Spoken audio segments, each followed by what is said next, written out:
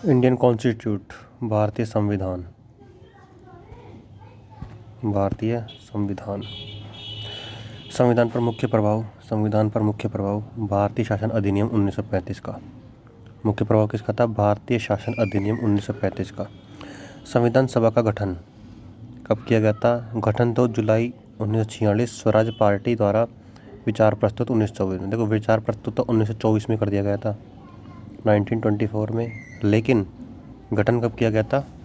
जुलाई 1946 को किया गया था। जुलाई 1946 को गठन किया गया था। संविधान सभा की प्रथम बैठक 9 दिसंबर 1946 को कौंसिल चैम्बर के पुस्तकालय भवन दिल्ली में। कहाँ पे? कौंसिल चैम्बर के पुस्तकालय भवन दिल्ली में क्या किया गया था? यहाँ पे संविधान सभा की प्रथम बैठक हुई थी। संविधान सभा का अस्थायी अध्यक्ष तो सच्चिदानंद सिन्हा था, और स्थायी अध्यक्ष कौन था? राजेंद्र प्रसाद था, जो कि 11 दिसंबर 1946 को बनाया गया था। संविधान सभा में महिलाओं के सदस्यों की संख्या 15 थी। जवाहरलाल नेहरू द्वारा पारित उद्देश्य प्रस्ताव 13 दिसंबर 1946 से संविधान सभा की कार्यवाही प्रारंभ हुई। देखो, इसके अंदर सबसे पहले आपको याद रखना है क्या? संविधान सभा का गठन तो जुलाई 1946 को हो गया था, और प्रथम बैठक 9 दिसंबर 1946 को ही प्रारंभ हो गई थी। प्रथम बैठक है ना, प्रथम बैठक 9 दिसंबर 1946 को ही, और उसके जस्ट 2 दिन बाद ही क्या हुआ? स्थायी सदस्य बना दिया। भाई, बैठक का अध्यक्ष तो होना चाहिए ना, अध्यक्ष, तो राजेंद्र प्रसाद बना दिया। और उसके 2 दिन बाद ही नेहरू जी ने क्या किया? उद्देश्य बता दिया, उद्देश्य प्रस्ताव पारित किया था। उद्देश्य बता दिया था 2 दिन बाद ही, यानी 9 दिसंबर को तो ये हुआ, 11 दिसंबर को ये स्थायी अध्यक्ष, और उद्देश्य प्रस्ताव 13 दिसंबर को, यानी कि 2 दिन बाद ही। ठीक है। संविधान सभा में अनेक समितियों का निर्माण उद्देश्य प्रस्ताव की स्वीकृति के बाद ही हुआ, है ना। संविधान सभा की अनेक समितियों का निर्माण उद्देश्य प्रस्ताव की स्वीकृति के बाद ही हुआ। संविधान सभा की मुख्य समितियों और उनके अध्यक्ष देखो, समिति और उनके अध्यक्ष देख लो। मसौदा और ड्राफ्ट समिति, प्रारूप मसौदा और ड्राफ्ट समिति, प्रारूप मसौदा और ड्राफ्ट समिति। इसमें कौन आएगा? भीमराव अम्बेडकर। जो पूरा प्रारूप, जो संविधान का जो पूरा प्रारूप मसौदा या फिर ड्राफ्ट जो तैयार किया था ना, पूरा का पूरा प्रारूप, वो भीमराव अम्बेडकर जी ने किया था। किसने किया था? भीमराव अम्बेडकर जी ने। जिसके अंदर भी केंद्र और संघ आ जाए, केंद्र और संघ आ जाएगा ना, जिसके अंदर भी केंद्रीय संघ है ना, ये सारू। तो इस सब में क्या आ जाएगा? जवाहरलाल नेहरू।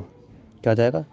जवाहरलाल नेहरू आ जाएगा इसके अंदर, सबों में जवाहरलाल नेहरू, जिसमें भी केंद्र और संघ आ जाएगा, यानी केंद्रीय ऊर्जा समिति, केंद्रीय घटना समिति, संघ राज्य संविधान समिति और संघ शक्ति समिति, सब में क्या आ जाएगा? जवाहरलाल नेहरू। प्रांतीय घटना, देखो जो घटना टाइप में होते हैं ना, घाट घटना, क्योंकि सरदार वल्लभ भाई पटेल वो उस टाइप का आदमी थे, मतलब कि लड़ाकू टाइप है, जो अपनी लाठी के जोर के ऊपर किसी को भी कुछ भी कहते थे। तो प्रांत में जितनी घटना होती थी ना, और संविधान समिति के अंदर प्रांतीय घटना संविधान समिति, इसके अध्यक्ष कौन थे? सरदार वल्लभ भाई पटेल जी थे।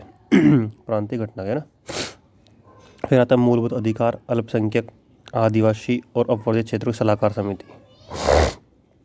तो मूलभूत अधिकार, अल्पसंख्यक, आदिवासी और अपवर्जित क्षेत्रों की सलाहकार समिति, इसके अंदर कौन थे? सरदार वल्लभ भाई पटेल जी थे इसमें भी।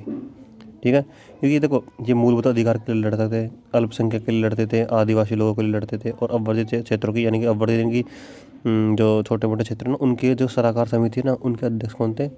सरदार वल्लभ भाई पटेल जी थे, सरदार वल्लभ भाई पटेल जी।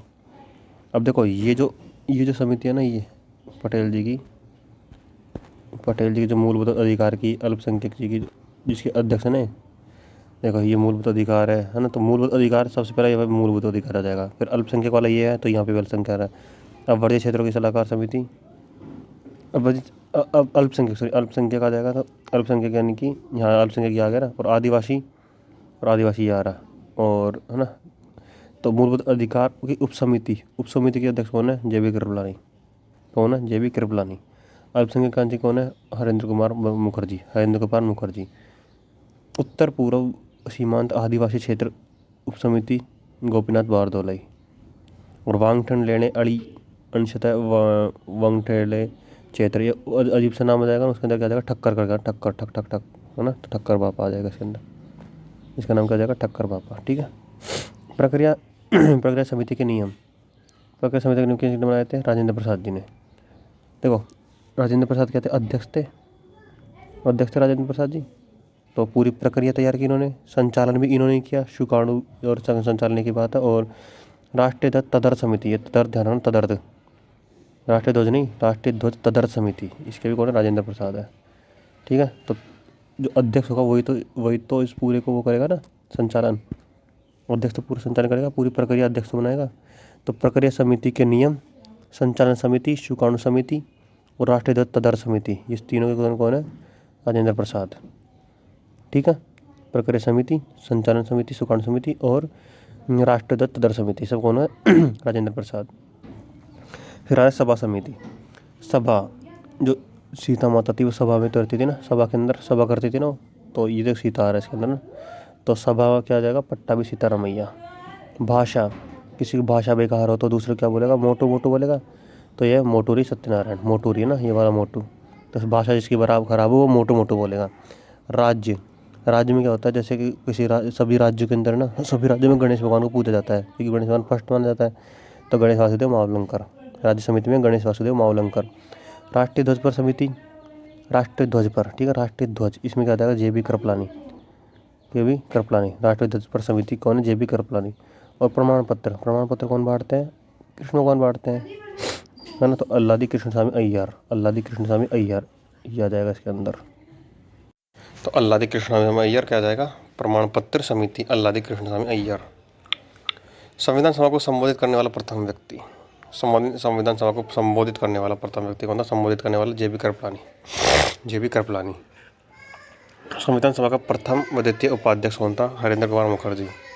ठीक है, तो संविधान सभा को सबसे पहले जो वो किया था ना संबोधित, वो तो किसने था, JB कृपलानी, है ना। संबोधित किसको कहते हैं, किसी की कृपा से संबोधित करता है ना, तो JB कृपलानी। और संविधान सभा के प्रथम व द्वितीय उपाध्यक्ष कौन थे, हरेंद्र कुमार मुखर्जी। कौन थे, हरेंद्र कुमार मुखर्जी। उपाध्यक्ष थे ना, उपाध्यक्ष। 12 जुलाई 1947 को संविधान सभा ने तिरंगे को राष्ट्रीय ध्वज स्वीकार किया। कब, 12 जुलाई को। 12 जुलाई को क्या किया था, संविधान सभा ने तिरंगों के राष्ट्रीय ध्वज स्वीकार किया था। तिरंगों को क्या स्वीकार किया था, राष्ट्रीय ध्वज स्वीकार किया था। प्रारूप समिति के सदस्य देख लो कौन कौन है इसके अंदर। हाँ, प्रारूप समिति के अंदर कौन, भीमराव अम्बेडकर, कन्हैयालाल मुंशी, मोहम्मद शाहदुल्ला, अल्लादी कृष्णस्वामी अय्यर, गोपाल स्वामी अयंगर, एन माधवराव और TT कृष्णमाचारी। तो इसके अंदर वही था ना, वो जिसमें भगवान के नाम आएंगे वही है प्रारूप समिति में। ठीक है, प्रारूप समिति कौन कौन आएगी, जिनका भगवान का नाम है। देखो भीमराव अम्बेडकर इसमें नहीं है, बस इसमें देखो कन्हैयालाल मुंशी में कन्हैया जी आ गए, मोहम्मद शाहदुल्ला के अंदर ये अल्लाह आ गए ना, लास्ट में देखो ना शामुदुल्ला। अल्लादी कृष्णस्वामी अय्यर में कृष्ण भगवान आ गए। गोपाल स्वामी अयंगर में गोपाल जी आ गए, गोपाल यानी कृष्ण भगवान को बोलते हैं। एन माधवराव, माधवराव कृष्ण भगवान को बोलते हैं। और TT कृष्णमाचारी, ये भी कृष्ण भगवान आ गए। ठीक है, तो प्रारूप समिति के अंदर सब भगवान के नाम आ जाएंगे। 26 नवंबर 1949 को संविधान सभा में भारतीय संविधान को स्वीकार किया गया। ठीक है, तो 26 नवंबर को ना, इसलिए 26 नवंबर क्या होता है, संविधान दिवस मनाया जाता है एवं कुछ धारा को लागू भी किया गया, है ना। तो 26 नवंबर को क्या किया, स्वीकार किया था, बस साइन वाइन नहीं किए थे। साइन कब किए थे, 24 जनवरी को। तो संविधान सभा की बैठक हुई जिसमें संविधान पर सभी ने अपने हस्ताक्षर किए। भाई पहले किसी भी चीज़ से सहमति होंगे ना लोग बाग कोई भी चीज़ बताएंगे तो पहले सहमत होंगे, सिग्नेचर बाद में करेंगे। तो 26 नवंबर 1949 को तो सहमत हो गए थे संविधान स्वीकार करने के लिए। और 24 जनवरी 1950 क्या हुआ था, संविधान में सबने हस्ताक्षर किए। और हस्ताक्षर करने के बाद क्या हुआ, हस्ताक्षर करने के बाद क्या हुआ, उसको लागू कर दिया गया। तो 26 जनवरी 1950 को लागू कर दिया गया। ठीक है, ध्यान रखना, देखो 26 नवंबर 1949 को तो क्या हुआ था, स्वीकार किया गया था। और उसके फिक्स 2 महीने बाद में क्या किया गया, उसको लागू कर दिया गया। ठीक है, लागू कर दिया गया। आगे देखो, संविधान सभा निर्मात्री समिति के अध्यक्ष भीमराव अम्बेडकर। संविधान निर्मात्री यानी निर्माण करने में मेन हाथ तो किसका था, भीमराव अम्बेडकर जी का था ना। तो संविधान निर्माती समिति के अध्यक्ष कौन है, भीमराव अम्बेडकर। संविधान सलाहकार मतलब सलाह लेना, राय लेना किसी से भी, है ना, सलाह लेना, राय लेना। तो BN राव, ये राव से राय याद आ जाएगा। ठीक है, तो संविधान सलाहकार कौन है, BN राव। संविधान की पहली झलक 1857 क्रांति में देखी गई थी, 1857 क्रांति में। संविधान सभा का प्रथम मांग 1934 में भाई MN रॉय। देखो कोई मांग की जाती है, किसी भी से मांग करते तो मन से करते हैं, मन से करते हैं, तो MN आ जाएगा, मन, ना, और मन से करते हैं रोते रोते, तो M N Roy, M N Roy, M N Roy, ठीक है। संविधान सभा की प्रथम मांग 1934 बाई एम एन रॉय, ठीक है। संविधान सभा की मांग देखो, इसमें 1936 में भी की गई थी, किसके द्वारा, जवाहरलाल नेहरू के द्वारा। कहाँ पर, खेमपुर अधिवेशन यूपी में। संविधान सभा की मांग 1936 में जवाहरलाल नेहरू द्वारा की गई थी, कब, खेमपुर अधिवेशन के अंदर। संविधान का निर्माण वयस्क मताधिकार द्वारा 1938 में जवाहरलाल नेहरू, और इसका समर्थन किया गया था, किसने किया था, सी गोपालचारी ने 1948 में ना। तो वयस्क, देखो संविधान का निर्माण होना चाहिए किसके द्वारा, वयस्क मत अधिकार द्वारा होना चाहिए। तो ये किसने कहा था, जवाहरलाल नेहरू ने कहा था, और इसका संबोधन यानी समर्थन किसने किया था, सी गोपालचारी ने इसका समर्थन किया था। अब देखो इसके बाद में क्या है, संविधान शब्द का सर्वोत्तम प्रयोग, शब्द का, ठीक है, शब्द का सर्वोत्तम प्रयोग, इस शब्द का सर्वोत्तम प्रयोग किसने किया था, बाई हेनरी मैन। तो देखो शब्द का प्रवर्तन किसने किया था, तब बोलोगा ना हेनरी ना, है ना, हना हना हना, हना से याद रखोगे ये हेनरी, और ये कोई मैन ही होगा भाई। संविधान संविधान जो शब्द भी कुछ कोई बोलेगा तो मैन ही तो बोलेगा ना, तो हेनरी मैन। कहाँ का था, ब्रिटेन का था, ठीक है, तो हेनरी मैन आ जाएगा। सबसे बड़ा लिखित संविधान तो भारत का है ही। सबसे बड़ा अलिखित, अलिखित पूछेगा तो ब्रिटेन का है। और सबसे बड़ा लिखित, सबसे छोटा हाँ, सबसे छोटा लिखित संविधान किसका है, अमेरिका का। देखो सबसे बड़ा लिखित संविधान तो किसका है, भारत का। सबसे बड़ा अलिखित जो लिखा ही नहीं गया वो किसका है, ब्रिटेन का, है ना। अलिखित है सबसे बड़ा, और ब्रिटेन का। और सबसे छोटा लिखित अमेरिका का है, जिसमें टोटल 7 ही अनुच्छेद है, ठीक है। संविधान की आत्मा प्रस्तावना, आत्मा प्रस्तावना, प्रस्तावना मतलब किसने कहा था, संविधान की आत्मा को आत्मा प्रस्तावना कहा था किसने, दुर्गादास भार्गव ने। और दुर्गादास भार्गव ने कहा था किसको, 44वां संविधान संशोधन 1978 को, 44वां संविधान संशोधन 1978 को। तो प्रस्तावना, प्रस्तावना में क्या है, प्रस्थान करना यानी कि भागना, प्रस्थान करो यहाँ से भागो, प्रस्थान करो भागो यानी कि भार्गव, ठीक है। तो प्रस्तावना दुर्गादास भार्गव। लघु संविधान छोटा सा संविधान है, कौन सा, 42वां संविधान संशोधन। लघु संविधान किसको कहा गया था, 42वां संविधान संशोधन को लघु संविधान कहा गया है, छोटा सा ना, लघु सा, छोटा सा, 42 यानी छोटी सी। संविधान सभा की आत्मा, अनुच्छेद 32, भीमराव अम्बेडकर। देखो भीमराव अम्बेडकर जी ने क्या कहा, 32 मध्य का 32 यानी कि 32 अनुच्छेद। तो भीमराव अम्बेडकर क्या कहता है, 32 मध्य का ये संविधान की आत्मा है, आत्मा, संविधान की आत्मा है, आत्मा, ठीक है। तो भीमराव अम्बेडकर ने क्या कहा था, 32 मध्य का 32 अनुच्छेद, और इसको क्या कहता है, संविधान की आत्मा कहा। इसने क्या कहा, संविधान की आत्मा कहा। संविधान की प्रस्तावना में न्याय किस कौन कौन से न्याय है, देखो हमारे संविधान के अंदर ना 3 प्रकार के न्याय है। संविधान की प्रस्तावना में 3 प्रकार के न्याय है, कौन कौन से, सामाजिक, आर्थिक और राजनीतिक। ध्यान रखना धार्मिक नहीं है, ठीक है, कौन सा नहीं है, धार्मिक नहीं है, ओनली सामाजिक है, आर्थिक और राजनीतिक है। समानता है, प्रतिष्ठा और अवसर की समानता है अपने, ठीक है, प्रतिष्ठा और अवसर की समानता है। स्वतंत्रता 5 प्रकार की होती है अपने पास, स्वतंत्रता 5 प्रकार की होती है, विचार करने की, अभिव्यक्ति करने की, विश्वास करने की, धर्म करने की और उपासना करने की। पर अपने पास समर्थ है, अपन किसी के भी सामने विचार, मतलब अपन मन में कुछ ही विचार कर सकता है, ऐसे समझो, कुछ ही विचार कर सकते हैं, अभिव्यक्त कर सकते हैं उनको, अभिव्यक्ति यानी कि किसी के सामने व्यक्त कर सकते हैं, बता सकते हैं उसको कि ये बात है, ये बात है।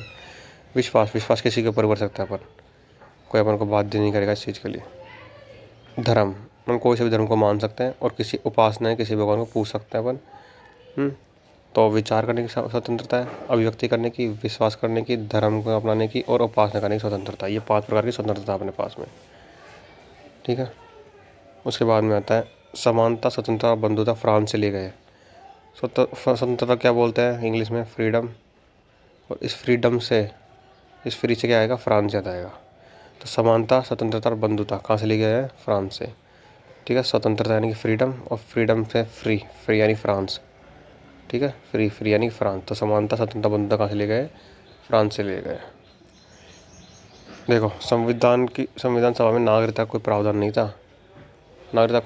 था, संविधान सभा को, संविधान की प्रस्तावना को संविधान की कुंजी कहा जाता है। संविधान की कुंजी यानी चाबी, यानी कि प्रस्तावना बहुत इंपॉर्टेंट है, इसलिए संविधान की प्रस्तावना क्या कहा गया है, संविधान की कुंजी कहा गया है, संविधान की कुंजी कहा गया है। संविधान निर्माण में कुल 2 वर्ष 11 महीने और 18 दिन लगे।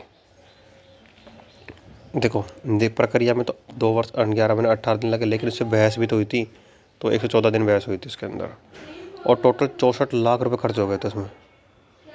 संविधान निर्माण में टोटल 64 लाख रुपए खर्च हो गए थे, और टाइम कितना लगा? 2 वर्ष 11 महीने 18 दिन लगे। संविधान को 26 नवंबर 1949 को पारित किया गया।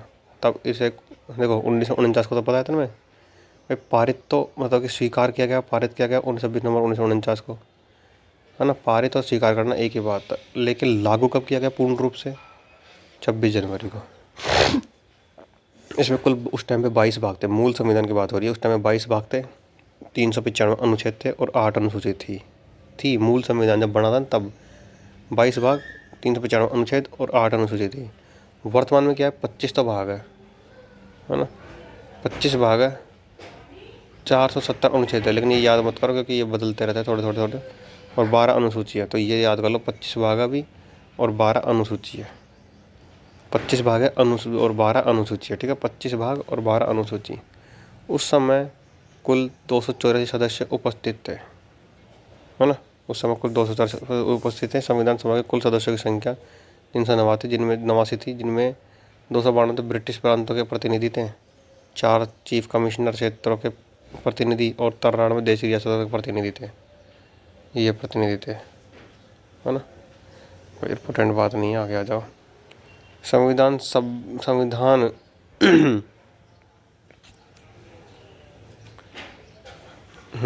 संविधान सभा के सदस्यों में अनुसूचित जनजाति के सदस्यों की संख्या 33 थी। ध्यान रखना इंपॉर्टेंट है। अनुसूचित जनजाति जनजाति के लोगों की संख्या कितनी थी? अनुसूचित जनजाति के सदस्यों की संख्या कितनी? 33 थी, 33 थी। अनुसूचित जनजाति के सदस्यों की संख्या कितनी? 33 थी।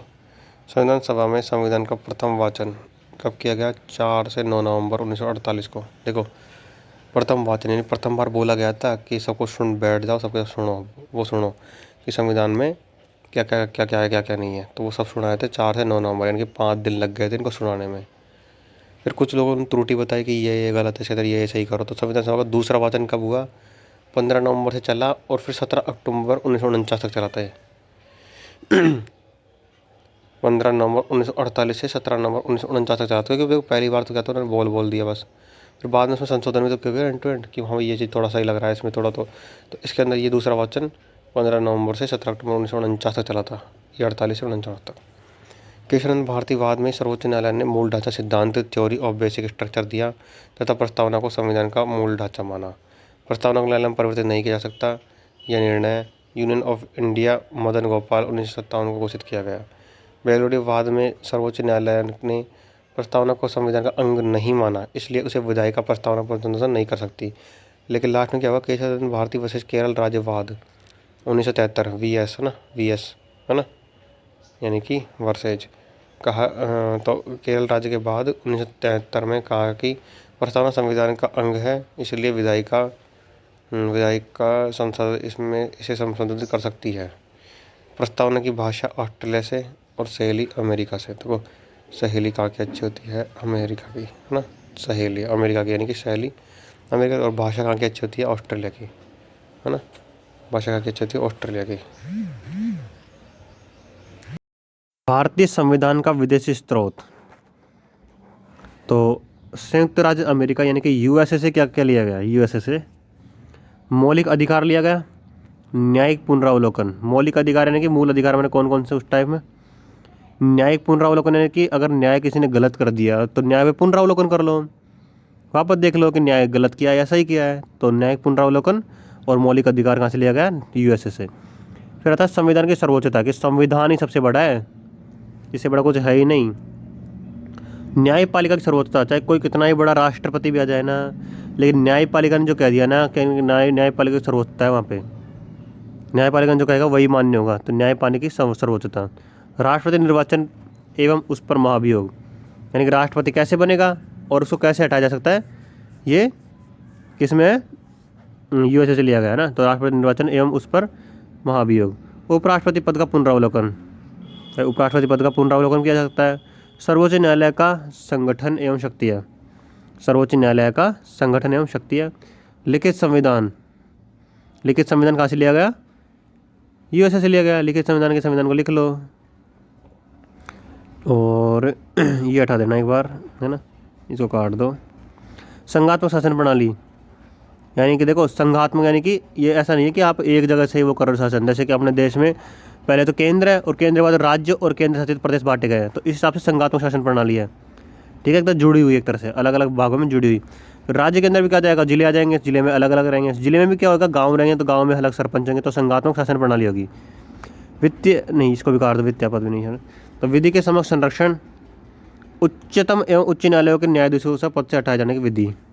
तो देखो सबसे पहले याद रखना इसके अंदर मौलिक अधिकार। ठीक है, क्या याद रखोगे, मौलिक अधिकार याद रखना और न्यायिक पुनरावलोकन याद रखना। उसके अलावा कुछ बन रहा है या फिर हट रहा है ना, यानी एक तो बनना और एक हटना। कहाँ से, यूएसए से।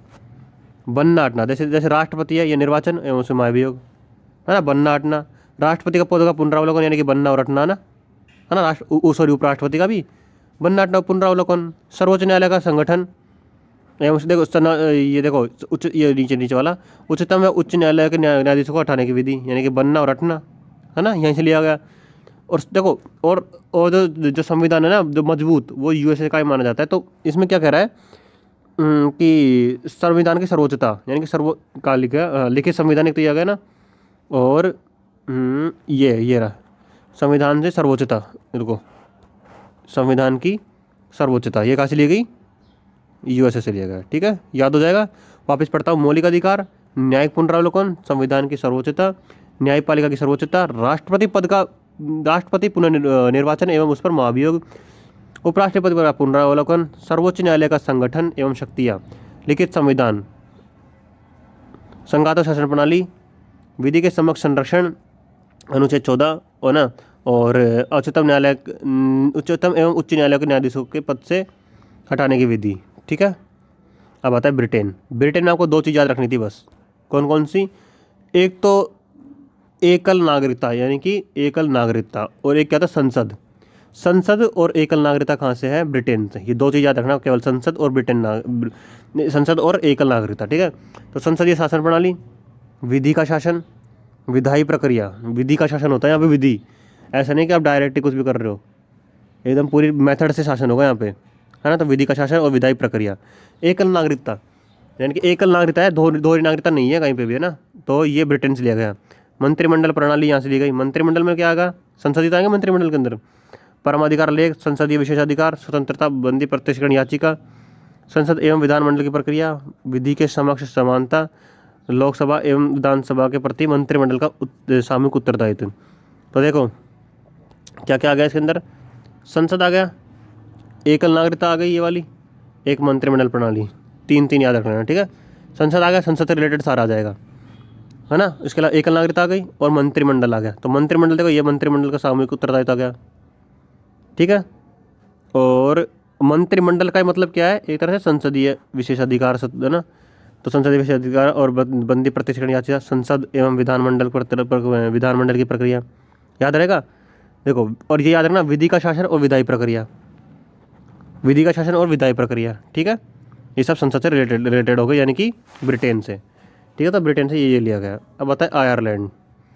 आयरलैंड में क्या आता है, राज्य के नीति निर्देशक सिद्धांत, राज्य के नीति निर्देशक सिद्धांत, यानी राज्य से क्या क्या लिया गया है ना, उस मतलब राज्य के नीति निर्देशक सिद्धांत, यानी राज्य पे किस किस तरीके से अपना निर्देश दिए जाएंगे ना, निर्देशक सिद्धांतों से क्या क्या होंगे। तो ये आयरलैंड से लिया गया। राष्ट्रपति के निर्वाचन की मंडली, ये ध्यान रखना, मंडल है ना, मंडल की व्यवस्था, है ना। राष्ट्रपति के निर्वाचन मंडल की व्यवस्था आयरलैंड से ली गई थी, ध्यान रखना।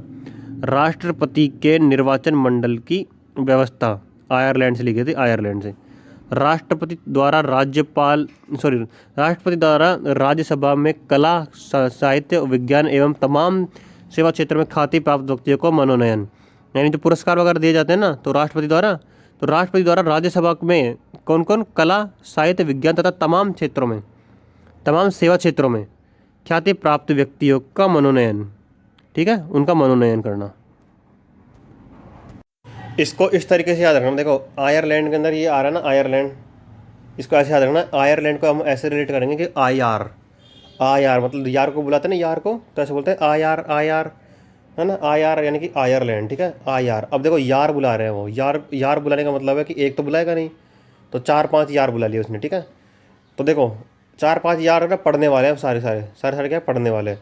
तो सबसे पहले वो आके नीति बनाएंगे, है ना। सबसे पहले नीति बनाएंगे वो कि कैसे कैसे पढ़ना है, ठीक है ना। नीति बनाने के बाद क्या होगा, मंडली बनाएंगे, पूरी पूरी पूरी मंडली बनाएंगे पढ़ने के लिए। तो राष्ट्रपति के निर्वाचन मंडली की व्यवस्था, ठीक है। उसके बाद राष्ट्रपति द्वारा देखो फिर, ठीक है। और वो जो पढ़ाएंगे ना, पढ़ेंगे क्या क्या पढ़ेंगे वो, कला पढ़ेंगे, साहित्य पढ़ेंगे, विज्ञान पढ़ेंगे और तमाम सेवा क्षेत्र में ख्याति है ना। तो ये मतलब ये चीज़ पढ़ेंगे। तो इससे क्या याद आएगा, राष्ट्रपति द्वारा राज्यसभा में कला, साहित्य, विज्ञान तथा तमाम सेवा क्षेत्र में ख्याति प्राप्त व्यक्तियों का मनोनयन। तो आयरलैंड, ठीक है। आई आर से क्या क्या आ जाएगा, एक तो वो नीति बनाएंगे, स्टार्टिंग नीति निर्देशक सिद्धांत हो जाएगा। उसके बाद मंडली बनाएंगे, पूरी मंडली। तो राष्ट्रपति के निर्वाचन मंडली की व्यवस्था। और फिर क्या क्या क्या करेंगे उसके अंदर, कौन कौन से क्या क्या सब्जेक्ट पढ़ेंगे वो, कला, साहित्य, विज्ञान और तमाम सेवा क्षेत्र। तो यह राष्ट्रपति द्वारा राज्यसभा में कला, साहित्य, विज्ञान तथा तमाम सेवा क्षेत्र में ख्याति प्राप्त व्यक्तियों का मनोनयन। ये आयरलैंड कवर हो गया, ठीक है। आगे चलते हैं ऑस्ट्रेलिया। तो ऑस्ट्रेलिया से क्या क्या लिया गया, समवर्ती सूची ली गई, ठीक है। समवर्ती सूची ऑस्ट्रेलिया से, व्यापार, वाणिज्य एवं समागम की स्वतंत्रता। व्यापार, वाणिज्य एवं समागम की स्वतंत्रता ऑस्ट्रेलिया से ली गई, ठीक है। व्यापार की, वाणिज्य की और समागम की स्वतंत्रता ऑस्ट्रेलिया से गई। प्रस्तावना में भाषा एवं भावनाएं, ये भाषा आया था ना पहले, शैली तो ऑस्ट्रेलिया से और भाषा कहाँ से, शैली तो अमेरिका से और भाषा ऑस्ट्रेलिया से। तो यह ना प्रस्तावना की भाषा और भावनाएं ऑस्ट्रेलिया से ली गई। केंद्र व राज्य संबंध शक्तियों का विभाजन, भाई केंद्र में अलग शासन होगा, है ना, राष्ट्र है ना, केंद्र का ही, और राज्य के अंदर राज्य का होगा। तो केंद्र और राज्य संबंध व तथा शक्तियों का विभाजन। संसद द्वारा दोनों सदनों की संयुक्त बैठक, ठीक है। ये इसको काट दो। तो संसद द्वारा दोनों सदनों की संयुक्त बैठक ऑस्ट्रेलिया से ली गई, ठीक है। तो समवर्ती सूची ऑस्ट्रेलिया से। व्यापार, वाणिज्य एवं समागम स्वतंत्रता। प्रस्तावना की भाषा एवं भावनाएं, केंद्र व राज्य संबंध तथा शक्तियों का विभाजन और संसद द्वारा दोनों सदनों की बैठक, ठीक है। आगे चलते हैं जर्मनी पर। जर्मनी में क्या है, आपातकाल ना, आपातकाल जर्मनी से लिया गया है। यानी आपातकाल के समय राष्ट्रपति द्वारा मूल अधिकारों का स्थगन, मौलिक अधिकार संबंधी आपातकाल उपबंध। तो आपातकाल जब आएगा ना, आपातकाल में किसकी जरूरत पड़ी है, मनी की जरूरत पड़ती है, मनी की जरूरत पड़ती है। और मनी किस में आ रहा है, जर्मनी में। मनी किस में आ रहा है, जर्मनी में, मनी जर्मनी, ठीक है। तो आपातकाल कहाँ से लिया गया, जर्मनी से लिया गया, ठीक है, जर्मनी से लिया गया। अब आता है कनाडा। तो इसको देखो, कनाडा है, कनाडा जो नाड़ा होता है, नाड़ा बांधने का नाड़ा, वो क्या करता है, बांध के रखता है, यानी कि एक तरह से संघ में रखता है, ठीक है, साथ में रखता है, तो बांध के रखता है। तो सशक्त केंद्र के साथ संघीय व्यवस्था यानी कि संघ, यानी कि एक तरह समझ रहे हो ना, संघ का मतलब एक तरह से बांध के रखना। तो नाड़ा एक तरह में बांध के रखता है, ठीक है। तो कनाडा में नाड़ा आ रहा है तो संघीय व्यवस्था हो जाएगी, ठीक है। संघात्मक विशेषता यानी वही जोड़ने वाली विशेषताएं। और अवशिष्ट शक्तियाँ केंद्र में निहित होना। जो नाड़ा होता है, नाड़ा वो उसको बांध के रखता है ना, यानी कि केंद्र से तो बांध के रखता है वो, तो अवशिष्ट शक्तियों का केंद्र में निहित होना। अवशिष्ट शक्तियाँ केंद्र के पास, फेडरेशन के स्थान पर यूनियन शब्द का प्रयोग। तो देखो यूनियन यानी कि यूनिटी टाइप में यूनिटी, ठीक है। तो फेडरेशन के स्थान पर यूनियन शब्द का प्रयोग। केंद्र द्वारा राज्य के राज्यपाल की नियुक्ति, केंद्र द्वारा राज्य के राज्यपाल की नियुक्ति। तो राज्य के राज्यपाल की नियुक्ति है ना, ये अलग से याद रखना ना, केंद्र द्वारा राज्य के राज्यपाल की नियुक्ति। और उच्चतम न्यायालय का परामर्शी न्यायिक निर्णय, उच्चतम न्यायालय का परामर्शी न्याय निर्णय। तो उच्चतम न्यायालय होता है ना, वो परामर्श ले सकता है न्याय लेने के लिए, है ना, परामर्श ले सकता है न्याय निर्णय के लिए, ठीक है। तो केंद्र द्वारा राज्यों के राज्यपाल की नियुक्ति एक, तो एक उच्चतम न्यायालय का परामर्शी न्याय निर्णय, उच्चतम न्यायालय का परामर्शी न्याय निर्णय। एक बार वहाँ पे देख लो, कनाडा में क्या क्या है, सशक्त केंद्र साथ संघीय व्यवस्था, संघात्मक विशेषता यानी कि जोड़ के रखता है। अवशिष्ट शक्तियाँ केंद्र में निहित होना। अवशिष्ट शक्तियाँ केंद्र के पास, फेडरेशन के स्थान पर यूनियन शब्द का प्रयोग। केंद्र द्वारा राज्यों के राज्यपाल की नियुक्ति और उच्चतम न्यायालय का परामर्शी न्याय निर्णय, ठीक है, यहाँ तक आगे। अब आता है दक्षिण अफ्रीका। दक्षिण अफ्रीका में क्या लिया गया, दक्षिण अफ्रीका से संविधान संशोधन की प्रक्रिया और राज्यसभा के सदस्यों का निर्वाचन। तो देखो इसको कैसे याद रखोगे, अफ्रीका, दक्षिण अफ्रीका में क्या रहा है, अफ्रीका, और अफ्रीका में क्या रहा है, फ्री का। तो कुछ लोग होते हैं जो फ्री का ज्ञान देते हैं। फ्री का ज्ञान क्यों देते हैं, कि वो इस चीज़ को सुधार कर सके। वजह जैसे गाड़ी के अंदर सुधार करने के लिए बोलता है कि तेरी गाड़ी सर्विस मांग रही है, तो फ्री का ज्ञान देते हैं ना, फ्री का, यानी क्या करने के लिए, संशोधन करने के लिए वो। कि ये संशोधन कर लो, इसको ये कर लो, ये वो कर लो, फालतू के ज्ञान बांट देते हैं लोग, है ना। तो इसमें क्या रहा है, दक्षिण अफ्रीका, अफ्रीका मतलब फ्रीका, यानी संविधान संशोधन की प्रक्रिया, ठीक है। अफ्रीका, अफ्रीका ज्ञान देते हैं क्या करने के लिए, संशोधन करने के लिए, ठीक है, संविधान संशोधन की प्रक्रिया। राज्यसभा के सदस्यों का निर्वाचन, राज्यसभा के सदस्यों का निर्वाचन दक्षिण अफ्रीका से लिया गया, है ना। राज्यसभा के सदस्यों का निर्वाचन कहाँ से लिया गया, दक्षिण अफ्रीका से लिया गया, है ना। आगे है फ्रांस। फ्रांस से मैंने बताया था ना, इसके अंदर गणतंत्रात्मक और प्रस्तावना में स्वतंत्रता, समानता और बंधुता शब्द। स्वतंत्रता में क्या आ रहा है, इसकी इंग्लिश क्या बोलते हैं, फ्रीडम, और फ्रीडम में फ्री यानी फ्रांस, फ्री यानी फ्रांस। तो फ्रांस का क्या लिया गया, स्वतंत्रता, समानता और बंधुता फ्रांस से, और एक गणतंत्रात्मक, ठीक है, फ्रांस से। जापान, तो जापान विधि द्वारा स्थापित प्रक्रिया, तो इसमें क्या याद किया था मैं अपन ने, मतलब इसमें कैसे याद होगा, जापान की विधि स्थापित प्रक्रिया, जापानी विधि जापानी विधि द्वारा स्थापित प्रक्रिया, क्या क्या बोलोगे इसमें, जापानी विधि द्वारा स्थापित प्रक्रिया। इसको एकदम लाइन में याद करना, एकदम, जापानी विधि द्वारा स्थापित प्रक्रिया, जापानी विधि द्वारा स्थापित प्रक्रिया, जापानी विधि द्वारा स्थापित प्रक्रिया, जापानी विधि द्वारा स्थापित प्रक्रिया, ठीक है। रूस, रूस से क्या लिया गया, मौलिक कर्तव्य, प्रस्तावना में न्याय, सामाजिक, आर्थिक एवं राजनीतिक, ठीक है। तब प्रस्तावना में न्याय आदर्श, ठीक है, प्रस्तावना में न्याय आदर्श, न्याय कौन कौन से, सामाजिक, आर्थिक और राजनीतिक। तो देखो रूस क्या मतलब, जैसे हम किसी को अपने उसे कर्तव्य बताते हैं ना कि भाई तू ऐसे कर ले, ऐसे कर ले, है ना। किसी को कर्तव्य बताते हैं ना, मौलिक कर्तव्य, है ना। तो कर्तव्य किसी को बताएंगे ना, तो उसको क्या होगा, उसको सुधरेगा तो है नहीं, वो रूस जाएगा वो, ठीक है, तो रूस जाएगा वो, है ना। तो मौलिक कर्तव्य, ठीक है, मौलिक कर्तव्य में क्या है, किसी को मौलिक कर्तव्य बताएंगे तो रूस जाएगा वो, ठीक है, रूस जाएगा, नाराज हो जाएगा वो। तो इसका मतलब रूस से क्या लिखा है, मौलिक कर्तव्य, ठीक है। रूसने के बाद में क्या बोलेगा वो, कि मेरा न्याय करो, न्याय। रूसने के बाद क्या बोलेगा, मेरा न्याय करो। तो प्रस्तावना में न्याय कौन कौन से है, सामाजिक, आर्थिक और राजनीतिक, सामाजिक, आर्थिक और राजनीतिक, है ना, क्या है, न्याय है, ठीक है। तो रूस याद हो जाएगा। रूस में क्या बोलेगा पहले, तो मतलब किसी को कर्तव्य बताएंगे तो रूस जाएगा, और रूस के बाद क्या करेगा, वो न्याय मांगेगा। तो प्रस्तावना में न्याय, सामाजिक, आर्थिक और राजनीतिक। फिर आता है भारतीय शासन अधिनियम 1935, संघीय तंत्र, राज्यपाल का कार्यकाल और न्यायपालिका और लोक सेवा आयोग। ये भारतीय शासन अधिनियम 1935 का क्या लिया गया है, संघीय तंत्र, राज्यपाल का कार्यालय सॉरी राज्यपाल का कार्यालय और न्यायपालिका ली गई है, और लोक सेवा आयोग, ठीक है। ये कब कहाँ से ली गए, भारतीय शासन अधिनियम 1935 से, भारतीय शासन अधिनियम 1935 से, संघीय तंत्र, राज्यपाल का राज्यपाल का कार्यालय और न्यायपालिका और लोक सेवा आयोग, ठीक है। अब आती अनुसूचियाँ। टोटल 8 अनुसूची थी पहले, लेकिन वर्तमान में कितनी अनुसूची हो गई, 12 हो गई, ठीक है। पहले 8 थी, मूल संविधान में 8 थी, लेकिन अब कितनी हो गई, 12 हो गई है ना। अनुसूची कितनी हो गई, 12 हो गई है। तो प्रथम अनुसूची में क्या आ रहा है, अनुच्छेद 1 से 4, अनुसूची में क्या है, 1 से 4 है, संघ तथा राज्य क्षेत्र का वर्णन, 28 राज्य तथा 2 संघ शासित प्रदेशों का उल्लेख है, ठीक है। तो सबसे पहले क्या हुआ, जैसे कि हम इसका याद रखेंगे कि पहले हम भारत में घुसे, तो भारत में घुसते हुए क्या क्या दिखाई दिया, संघ दिखाई दिया, अर्थात केंद्र दिखाई दिया, और राज्य क्षेत्र दिखाई दिए, ठीक है। तो प्रथम अनुसूची में क्या गया, संघ तथा राज्य क्षेत्र का वर्णन। तो और इसमें 28 राज्य और 8 केंद्र शासित प्रदेश है। गुणोत्तर संविधान संशोधन द्वारा दिल्ली को राजधानी बनाया गया। गुणोत्तर यानी 69वें संविधान संशोधन के द्वारा दिल्ली को राजधानी बनाया गया, यानी कि केंद्र को, संघ, ठीक है।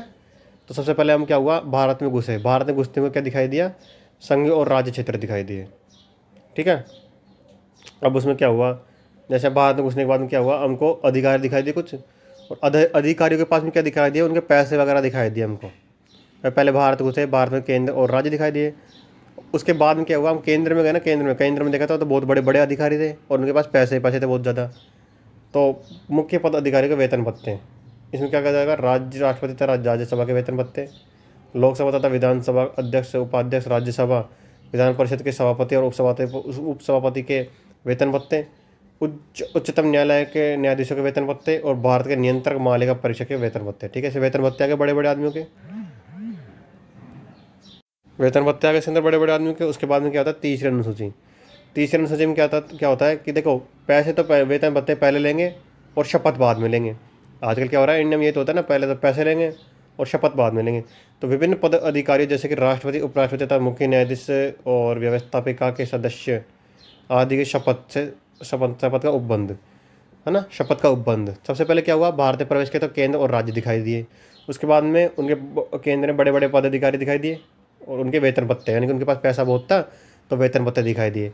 और पैसे पहले लेते हैं और शपथ बाद में लेते हैं, पैसे पहले शपथ बाद में। तो तीसरे अनुसूची में क्या आ जाएगा, शपथ आ जाएगी। ठीक है, अब बता चौथा। अब देखो केंद्र में था ना पहले वो, अब केंद्र से निकल कर राज्यों में आया, केंद्र से निकल के आया राज्य के अंदर आया। तो चौथे अनुसूची में क्या आया, राज्यसभा के स्थानों का आवंटन राज्य तथा संघ राज्य क्षेत्रों से। तो राज्यसभा क्षेत्रों के स्थानों का आवंटन होगा राज्य तथा संघ राज्य क्षेत्रों से। ठीक है, और राज्यसभा के प्रतिनिधि का विवरण, राज्यसभा के प्रतिनिधित्व का विवरण। ठीक है, तो चौथे अनुसूची में क्या होता कि मतलब केंद्र से बाहर निकल के आए ना, तो राज्य में आए वो, तो राज्यसभा के स्थानों का आवंटन और राज्य तथा संघ राज्य क्षेत्रों से। ठीक है, पांचवी अनुसूची। अब राज्यों में जैसे घुसे ना वो, तो उनको SC ST के लोग दिखाई दिए थे, मतलब है ना इस टाइप के, मतलब क्या ना, यानी कि SC ST के लोग दिखाई दिए थे उनको। तो SC ST क्षेत्र से प्रशासन व नियंत्रण से संबंधित उपबंध। अब राज्य में आने के बाद SC ST को देखा उन्होंने, और SC ST को देख के पता चले गए वो जो 7 सिस्टर वाले जो वो थे ना राज्य, वहाँ पे चले गए पहले ये, क्योंकि भाई इधर का तो देख लिया उन्होंने राज्य वगैरह, है ना। अब वो उधर साइड चले गए, यानी कि छठी अनुसूची में क्या हुआ, असम, मेघालय, त्रिपुरा और मिजोरम, ये 4 राज्य थे ना, इनकी इनके जनजातीय क्षेत्रों के प्रशासन व विशेष उपबंध विषय में उपबंध। तो इनके जनजातीय क्षेत्रों के प्रशासन के विषय में उपबंध है ना। कौन कौन से, असम, मेघालय, त्रिपुरा और मिजोरम, इन राज्यों के जनजातीय क्षेत्रों के प्रशासन के विषय में उपबंध है, उपबंध है ना, विषय में उपबंध है ना। अब उसके बाद में क्या हुआ, हम क्या इसके एक साथ बैठ गए। ठीक है, उसके बाद बहुत सारी चीज़ हो गई, उसने ग्रहण कर ली बहुत सारी चीज़। तो और कौन कौन विषय का, सातवें अनुसूची में क्या होगा, विषयों के वितरण का संबंधित है ना, विषयों के वितरण से संबंधित है। तो इसमें 3 सूची आती है, संघ सूची, राज्य सूची और समवर्ती सूची। संघ सूची, तो सबसे पहले संघ में गया था ना केंद्र में, फिर राज्य में गया था आपने, और फिर समवर्ती क्षेत्र में, एक तरह से ऐसे मानो कि सबसे पहले वो संघ में गया था, फिर राज्य में गया था, और फिर समवर्ती सूची। और उनका क्रम कैसे याद रखोगे कि इसके अंदर 2 वर्ड है तो पहले 2 आ जाएगा, इसके अंदर 3 वर्ड है तो इसमें 3 आ जाएगा, इसमें 4 वर्ड है तो 4 आ जाएगा। तो संघ सूची में देखो, अगर ये इधर बढ़ता क्रम है और इधर साइड ये जो होंगे ना ये विषय, ये घटते क्रम में होंगे। तो देखो संघ सूची में पहले 97 विषय थे, अब 100 हो गए। संघ सूची में जो मूल संविधान में 97 विषय थे पहले संघ सूची में, और अब 100 हो गए। राज्य सूची में क्या था, पहले 66 थे, अब 61 हो गए। और समवर्ती सूची में क्या था, समवर्ती सूची में पहले 47 थे और अब 52 हो गए। पहले कितने थे, 47 थे और अब 52 हो गए। देखो इसमें से 5 माइनस हुए थे, तो यहाँ पे क्या हुआ, 5 प्लस हो गए बस। ठीक है, तो संघ सूची में पहले 97, फिर 100। राज्य सूची में पहले 66 विषय थे, अब 61 हो गए। और समवर्ती सूची में पहले 47 थे, अब 52 हो गए बस। तो ये हो गया छठी के बाद में 7वीं अनुसूची कंप्लीट हो गई। अब आती 8वीं। 8वीं में क्या था, 22 भाषाओं का उल्लेख था। हाँ, तो मूल संविधान में तो 14 ही भाषा थी भाई, मूल संविधान में 14 ही भाषा थी, लेकिन 8वीं अनुसूची में 22 भाषा का उल्लेख है अब वर्तमान में। ठीक है, 1967 में तो 21 संविधान संशोधन हुआ था, जो कि सिंधी को जोड़ा गया था। 1992 में 71 संविधान संशोधन हुआ था, जिसमें नेपाली, मणिपुरी, कोंकणी को जोड़ा गया। और 2003 में 92वां संशोधन में मैथिली, संथाली, डोगरी तथा बोडो को जोड़ा गया। ठीक है, तो पहला संविधान संशोधन क्या हुआ था इसके अंदर, मतलब भाषाओं के क्षेत्र में 1967 में हुआ था। 21 संविधान संशोधन सिंधी को जोड़ा गया था। ठीक है, अब बता 9वीं अनुसूची है ना। तो 9वीं अनुसूची में क्या हुआ था, भूमि सुधार संबंधित अधिनियमों का विमान्यकरण। फर्स्ट संविधान संशोधन 1951 में जोड़ी गई थी। ध्यान रखना, पहला संविधान संशोधन 9वीं अनुसूची का हुआ था, क्योंकि पहले 8 अनुसूची थी केवल, और अब 9 मतलब अब 12 हो गई। तो उसमें से पहले 9वीं जुड़ी थी ना, तो पहले नंबर का संविधान संशोधन 1951 में 9वीं अनुसूची जोड़ी गई। इस अनुसूची में 284 अधिनियम है। इसे न्यायालय में चुनौती नहीं दी सकती, यह गुप्त अनुसूची है। तो 9वीं अनुसूची में क्या होता है, 9 चुनौती। ठीक है, और एक भूमि सुधार संबंधित है। ठीक है, भूमि सुधार संबंधित है। 10वीं में क्या आ रहा है, दल बदल का मतलब जो बदल जाते हैं ना, लोग बदल जाते हैं, दल बदल। 10वीं यानी कि दल बदल। ठीक है, 52 संविधान संशोधन 1985 द्वारा छोड़ी गई थी। 11वीं में क्या है, पंचायत था, है ना, पंचायत करते ना, कोई 11 लोग जैसे क्रिकेट, कोई भी टीम हो, ज़्यादातर में 11 खिलाड़ी होते हैं ना, क्रिकेट वगैरह में फिर किसी में देख लो तो पंचायत करते हैं पहले वो, मतलब कि खेलने से पहले पंचायत करते हैं ना वो, हाथों पे हाथ रख के ऐसे ना। और 11 अनुसूची में क्या है, पंचायती राज जिला पंचायत से संबंधित उन अनुसूची 73वें संविधान संशोधन 1993 में जोड़ी गई थी। 12वीं में क्या है, 12वीं में नगर पालिका है भाई, इसमें पंचायती राज है और इसमें नगर पालिका है, नगर निगम का वर्णन है 12वीं सूची में। जो कि 74वें संविधान संशोधन, देखो ये तो 73वें संविधान संशोधन 1993 में जोड़ी गई, और ये 74वें संविधान संशोधन तो 1993 में जोड़ी गई। ठीक है, तो ये बैक टू बैक थे, यानी कि ये 73, ये 74 है, ये 11 है तो ये 12 है, ये 93 है तो ये भी 93 ही है। ठीक है,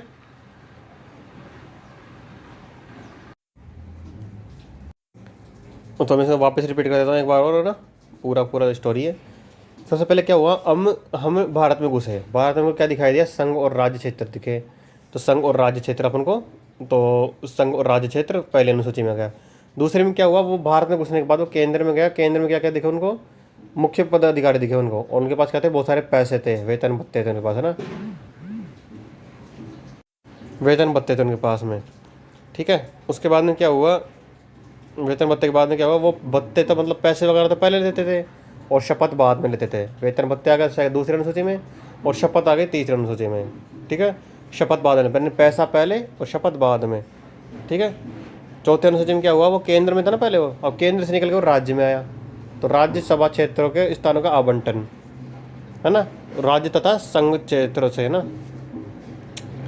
अब राज्य में घुसा, राज्य में उसको क्या दिखे, SC/ST दिखे, तो SC/ST क्षेत्र के प्रशासन व नियंत्रण संबंधित उपबंध। तो 5वें अनुसूची में क्या जाएगा, SC/ST। अब वो SC/ST देखने के बाद में कहाँ चलेगा, वो 7 सिस्टर साइड चलेगा, यानी कि 6ठे अनुसूची में क्या हो गया, असम, मेघालय, त्रिपुरा और मिजोरम राज्यों के जनजातीय क्षेत्र के प्रशासन के विषय में उपबंध। ठीक है, उनके विषय में उपबंध। ठीक है, अब उनके विषय में उपबंध क्या थे, विषय, विषय आ गए ना। उसके बाद में क्या आ रहा है कि उसने 7वें अनुसूची में क्या हुआ, विषय देखे, विषय यानी विषय के वितरण में संबंधित। सबसे पहले क्या था, संघ सूची, राज्य सूची और संवर्ग सूची। इसमें 2 अक्षर तो पहले आएगा, 3 अक्षर इसमें दूसरे नंबर पे आएगा, और 4 अक्षर है तो ये तीसरे नंबर पे आ जाएगा। ठीक है, तो इसमें पहले 97 विषय थे और 100 पहले 97 थे, अब 100 हो गए।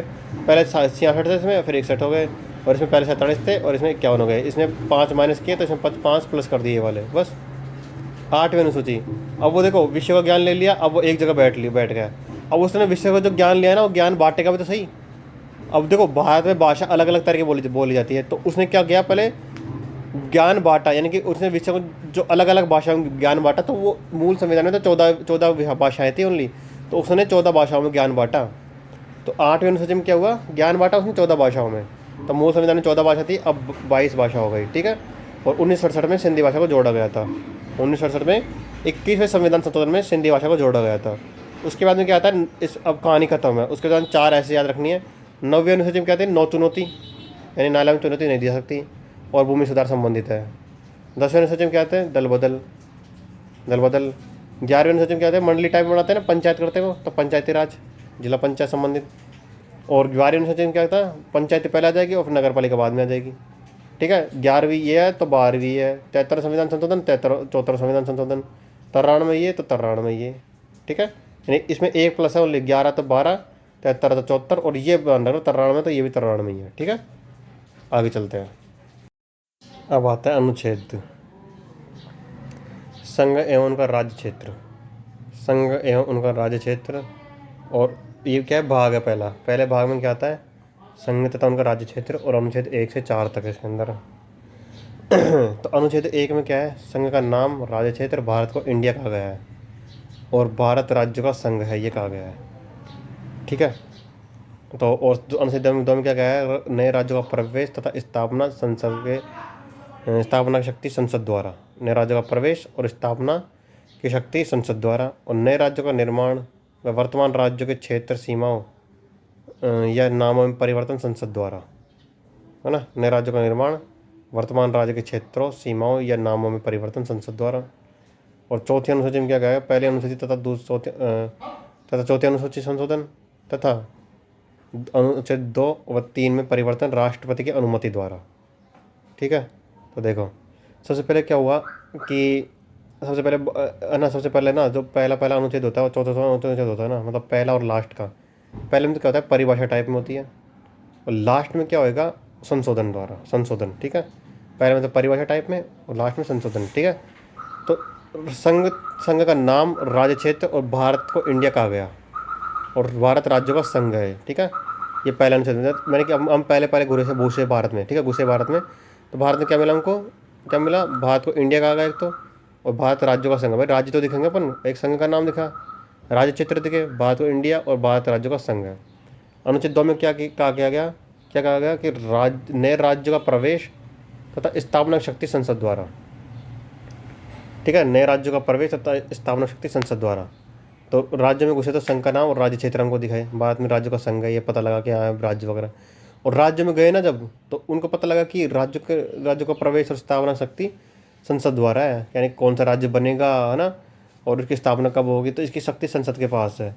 अनुच्छेद 3 में क्या कहा गया कि नए राज्यों का निर्माण व वर्तमान राज्यों के क्षेत्र सीमाओं, है ना, या नामों में परिवर्तन संसद द्वारा।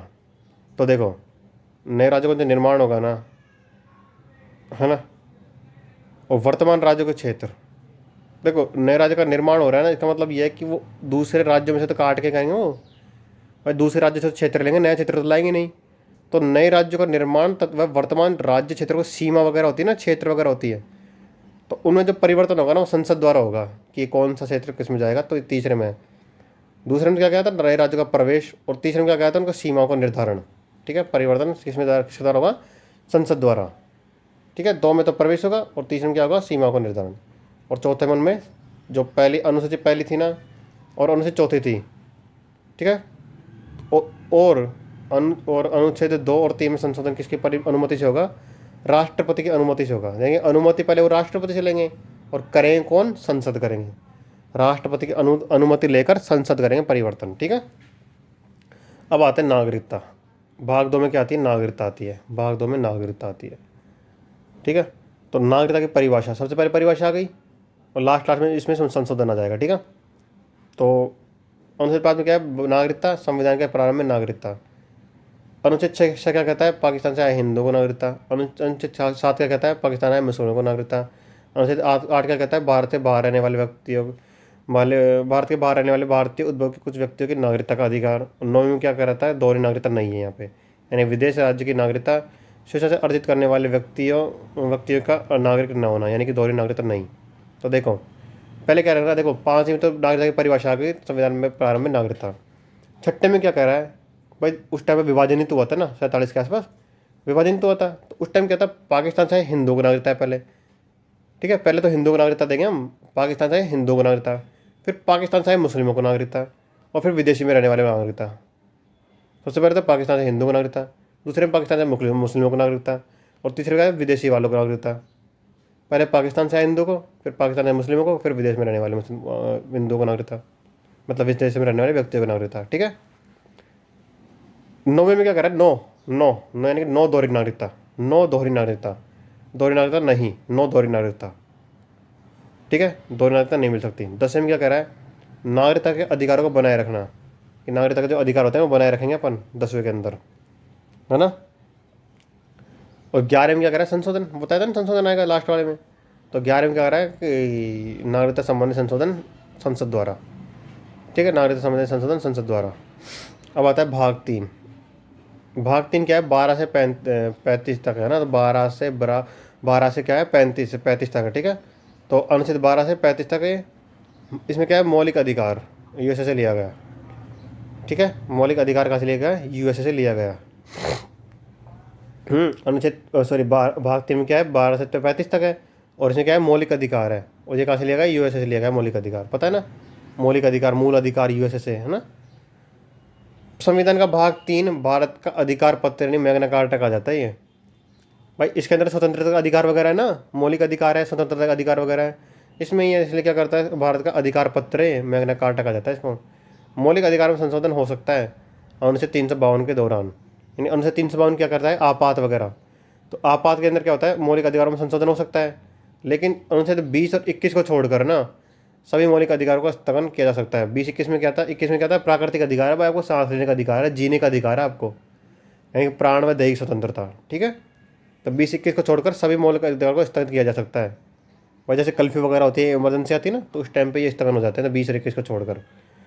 मूल संविधान में 7 मौलिक अधिकार थे, लेकिन अब 6 ही रह गए। मूल संविधान में 7 मौलिक अधिकार थे, अब 6 रह गए, परंतु 44वें संविधान संशोधन 1978 के द्वारा संपत्ति के अधिकार को मौलिक अधिकारों की सूची से हटा दिया गया। तो संपत्ति का अधिकार हटा दिया गया। तो अब कितने अधिकार रह गए? टोटल 6 रह गए। पहले 7 थे, अब 6 रह गए। अनुच्छेद 300 कै में कानूनी अधिकार को के रूप में जोड़ा गया। तो संपत्ति का अधिकार ना, वो मौलिक अधिकार नहीं है, वो हमारा कानूनी अधिकार है। ठीक है। तो आगे चलते हैं। मूल अधिकारों का प्रारूप जवाहरलाल नेहरू ने तैयार किया था। प्रारूप वगैरह था ना मूल अधिकारों का, जवाहरलाल नेहरू ने तैयार किया था। मूल अधिकारों का प्रारूप किसने तैयार किया था? जवाहरलाल नेहरू ने। अनुच्छेद 12 क्या है? राज्य की परिभाषा है। तो भाई बताता ना भाई, कोई सा भाग प्रारंभ होता है राजस्थान में परिभाषा आएगी। तो अनुच्छेद 12 में क्या है? राज्य की परिभाषा। ठीक है, राज्य की परिभाषा। 13 में क्या है? न्यायिक पुनरावलोकन फ्रॉम यूएसए। तो इसमें ट्रिक क्या है इसके अंदर? 13 के अंदर 13 न्यायिक पुनरावलोकन होगा। 13 न्यायिक पुनरावलोकन होगा। क्यों होगा? क्योंकि तू निर्दोष है ना, तुमको ऐसे ही जेल में डाला गया, ऐसे ही मतलब यूएसए। यूएसए में आ रहा है ना, यूएसए ध्वनि आ रही है ना इसके अंदर, यूएसए यानी कि ऐसे ही। तो इसको तुझे ऐसे जेल में डाला गया है। तेरा न्यायिक पुनरावलोकन होगा। 13 न्यायिक पुनरावलोकन मतलब 13 न्यायिक पुनरावलोकन होगा। ठीक है। और क्यों होगा? क्योंकि तुझे ऐसे जेल में डाला गया है, यानी कि यूएसए। ठीक है। अगला है मतलब ये ना समानता व क्षमता का अधिकार। 14 और 18 ना, 14 से 18 तक। तो उनसे 14 में क्या कहा गया? 14 मतलब कि विधि के समक्ष क्षमता चाहिए होती है फ्रॉम ब्रिटेन, और विधि के समक्ष संरक्षण चाहिए होता है फ्रॉम यूएसए। समझ रहा है ना? समझ रहे हैं ना? तो उनसे 14 में क्या है? विधि के समक्ष क्षमता चाहिए होती है, समक्ष क्षमता। और ये कहाँ से ली गई है? ब्रिटेन से। और संरक्षण, क्योंकि देखो पूरे वर्ल्ड में संरक्षण कौन प्रदान करता है? यूएसए प्रदान करता है मेनली, है ना। तो विधि के समक्ष क्षमता तो ब्रिटेन से, और समक्ष संरक्षण यूएसए से। 15 में क्या कह रहा है कि 14 के बाद में क्या आता है? 15। तो इसमें क्या होता है? धर्म, जाति, लिंग और जन्म स्थान के आधार पर कोई भेदभाव नहीं किया जाता। भारत में आजकल यही तो हो रहा है भाई, धर्म, जाति, लिंग, जन्म स्थान के आधार पर कोई भेदभाव नहीं किया जा सकता। ठीक है। पहले तो 14 आएगा, फिर 15 आएगा, और 15 में क्या आ जाएगा? धर्म, जाति, लिंग, जन्म स्थान के आधार पर कोई भेदभाव नहीं किया जा सकता। 16 में लोक नियोजन के अवसर की क्षमता, या सरकारी नौकरियों में, है ना। तो 16 में क्या कहते हैं? मतलब कि कुछ जो फर्जी करने वाले लोग होते हैं ना, क्या बोलते हैं? 100 रुपये ला, तेरे को नौकरी लगा दूंगा। 100 रुपये ला, तो उसमें क्या होता है? सरकारी नौकरी लगवा दूंगा। तो लोक नियोजन में समान क्षमता किसके अंदर? सरकारी नौकरियों में। ठीक है। 17 में क्या आता है? अस्पृश्यता व छुआछूत का अंत। यानी 17 मतलब खतरा किससे? यानी कि अस्पृश्यता और छुआछूत से खतरा है हमको। तो अस्पृश्यता व छुआछूत का अंत कर दिया, अस्पृश्यता और छुआछूत का अंत कर दिया 17 के अंदर। 18 में क्या करता है? 18 मतलब 28 को 18 मतलब 18 क्या? 18 उपाधियों का 18, यानी उपाधि का अंत होता है इसमें, उपाधि का अंत होता है। लेकिन किसी को छोड़कर, सेना व शिक्षा को छोड़कर सारी उपाधियों का अंत हो सकता है। सेना व शिक्षा को छोड़कर क्या होता है? सेना व शिक्षा को छोड़कर सारी उपाधियों का अंत हो सकता है। 18 मतलब 28 को 18, है ना, उपाधि को 18। तो सभी उच्च पुरस्कार इसी के तहत दिए जाते हैं। ठीक है। अनुच्छेद है ना, अब आता है स्वतंत्रता का अधिकार आ रहे हैं। अब 19 से 22 तक स्वतंत्रता का अधिकार है। ठीक है। ये 4 है ना, 19, 20, 21, 22 स्वतंत्रता का अधिकार। 19 में क्या है? बस जनसा, इसकी ट्रिक है, इसको याद करने की। बस जनसा, BSSGNS, BSSGNS। बी का मतलब क्या है? भाषण की स्वतंत्रता। एस मतलब क्या है? सम्मिलित होने की या सभा करने की स्वतंत्रता। इस वाले एस का मतलब क्या है? समिति या संघ बनाने की क्षमता। जी का मतलब घूमना, और एन का मतलब निवास करना। जी का मतलब घूमना, एन का मतलब निवास करना। एस मतलब संपत्ति का अधिकार, जो हटा दिया गया ना, वो 300 कै में जोड़ दिया गया था, क्योंकि कानूनी अधिकार है, मौलिक अधिकार नहीं है, तो इसको हटा दिया गया, ध्यान रखना। ए मतलब आजीविका चलाने की स्वतंत्रता। ए मतलब आजीविका चला सकते हो आप। ठीक है। 20 में आता है, 20 के अंदर। अब ट्रिक याद रखना, BSSGNS है। तो 20 में क्या बोलता है? 20 को ऐसे याद रखना, बस। तो देखो 20 में क्या है? पहले देखो, अपराधों की दोषसिद्धि में संबंध संरक्षण, अपराध के बिना अपराधी नहीं ठहरा जा सकता, और दोहरा दंड निषेध है, और स्वयं के विरुद्ध गवाही के लिए बाध्य नहीं। तो 20 में क्या याद रखोगे? बस यार तू अब मेरे अपराधों की दोष सिद्धि तो कर, बस यार तू मेरे अपराधों की दोष सिद्धि तो कर। 20 को क्या रखोगे? बस यार, है ना, बस से बस। ठीक है। तो 20 में बस यार तू मेरे अपराधों की दोष सिद्धि तो कर, बस यार तू मेरे अपराधों की दोष सिद्धि तो कर, बस यार तू मेरे अपराधों की दोष सिद्धि तो कर, बस यार तू मेरे अपराधों की दोष सिद्धि तो कर। तो 20 में क्या जाएगा? अपराधों की दोष सिद्धि के संबंध में संरक्षण, अपराध किए बिना अपराधी नहीं ठहरा जा सकता, दोहरा दंड निषेध है, और स्वयं के विरुद्ध गवाही देने के लिए बाध्य नहीं। 21 में क्या है, प्राण व देह स्वतंत्रता का संरक्षण है। छोटा अनुच्छेद है प्राकृतिक अधिकार है इसमें, ठीक है। तो कर्फ्यू के दौरान यही दो अनुच्छेद हैं जिनका स्थगन नहीं होता, यानी कि अपराधों के दो सिद्धि में संरक्षण है और एक प्राण व देह स्वतंत्रता है ना, कि जीने का अधिकार तो है ही ना। और 6 से 14 वर्ष के वर्ष के बच्चों को निःशुल्क व अनिवार्य शिक्षा देना, 86वां संविधान संशोधन। 14 वर्ष के बच्चों को अनिवार्य शिक्षा दी जानी चाहिए निःशुल्क, ठीक है। 22 में क्या हो रहा है, गिरफ्तार और निरोध में संरक्षण। गिरफ्तार करने का कारण बताना, 24 घंटे में न्यायालय में पेश करना और अपने पसंद के वकील की सहायता लेना। इसको ऐसे याद रखना कि मेरे को गिरफ्तारी करने का कारण तो दे दो, गिरफ्तारी करने का कारण तो दे दो, मेरे को कारण दे दो तो 2 बार 2 आ रहा है ना इसमें, है ना। तो 22 आ जाएगा। मैं मुझे गिरफ्तारी करने का कारण तो दे दो, तो 2 बार 2 आ रहा है, दे दो 2 है ना। तो गिरफ्तारी करने का कारण तो दे दो मेरे को। तो गिरफ्तारी और निरोध का संरक्षण, गिरफ्तारी निरोध में संरक्षण, यानी गिरफ्तार करने का कारण बताना, 24 घंटे में न्यायालय में पेश करना और अपने पसंद के वकील की सहायता लेना। अब आता है शोषण के विरुद्ध अधिकार। शोषण के अधिकार में क्या कहा है 23 में और अनुच्छेद 24 में। 23 में क्या कह रहा है कि मानव और दुर्व्यवहार, बालाश्रम, बंधा मजदूरी, कबूतरबाजी, अंग तस्करी प्रतिषेध है। और 24 में क्या कह रहा है 14 वर्ष से कम आयु के बच्चों का कारखानों में काम निषेध, ठीक है। तो 23 में तो क्या था, अंग तस्करी है ना। 23 में अंग तस्करी यानी कि मानव और दुर्व्यवहार है ना।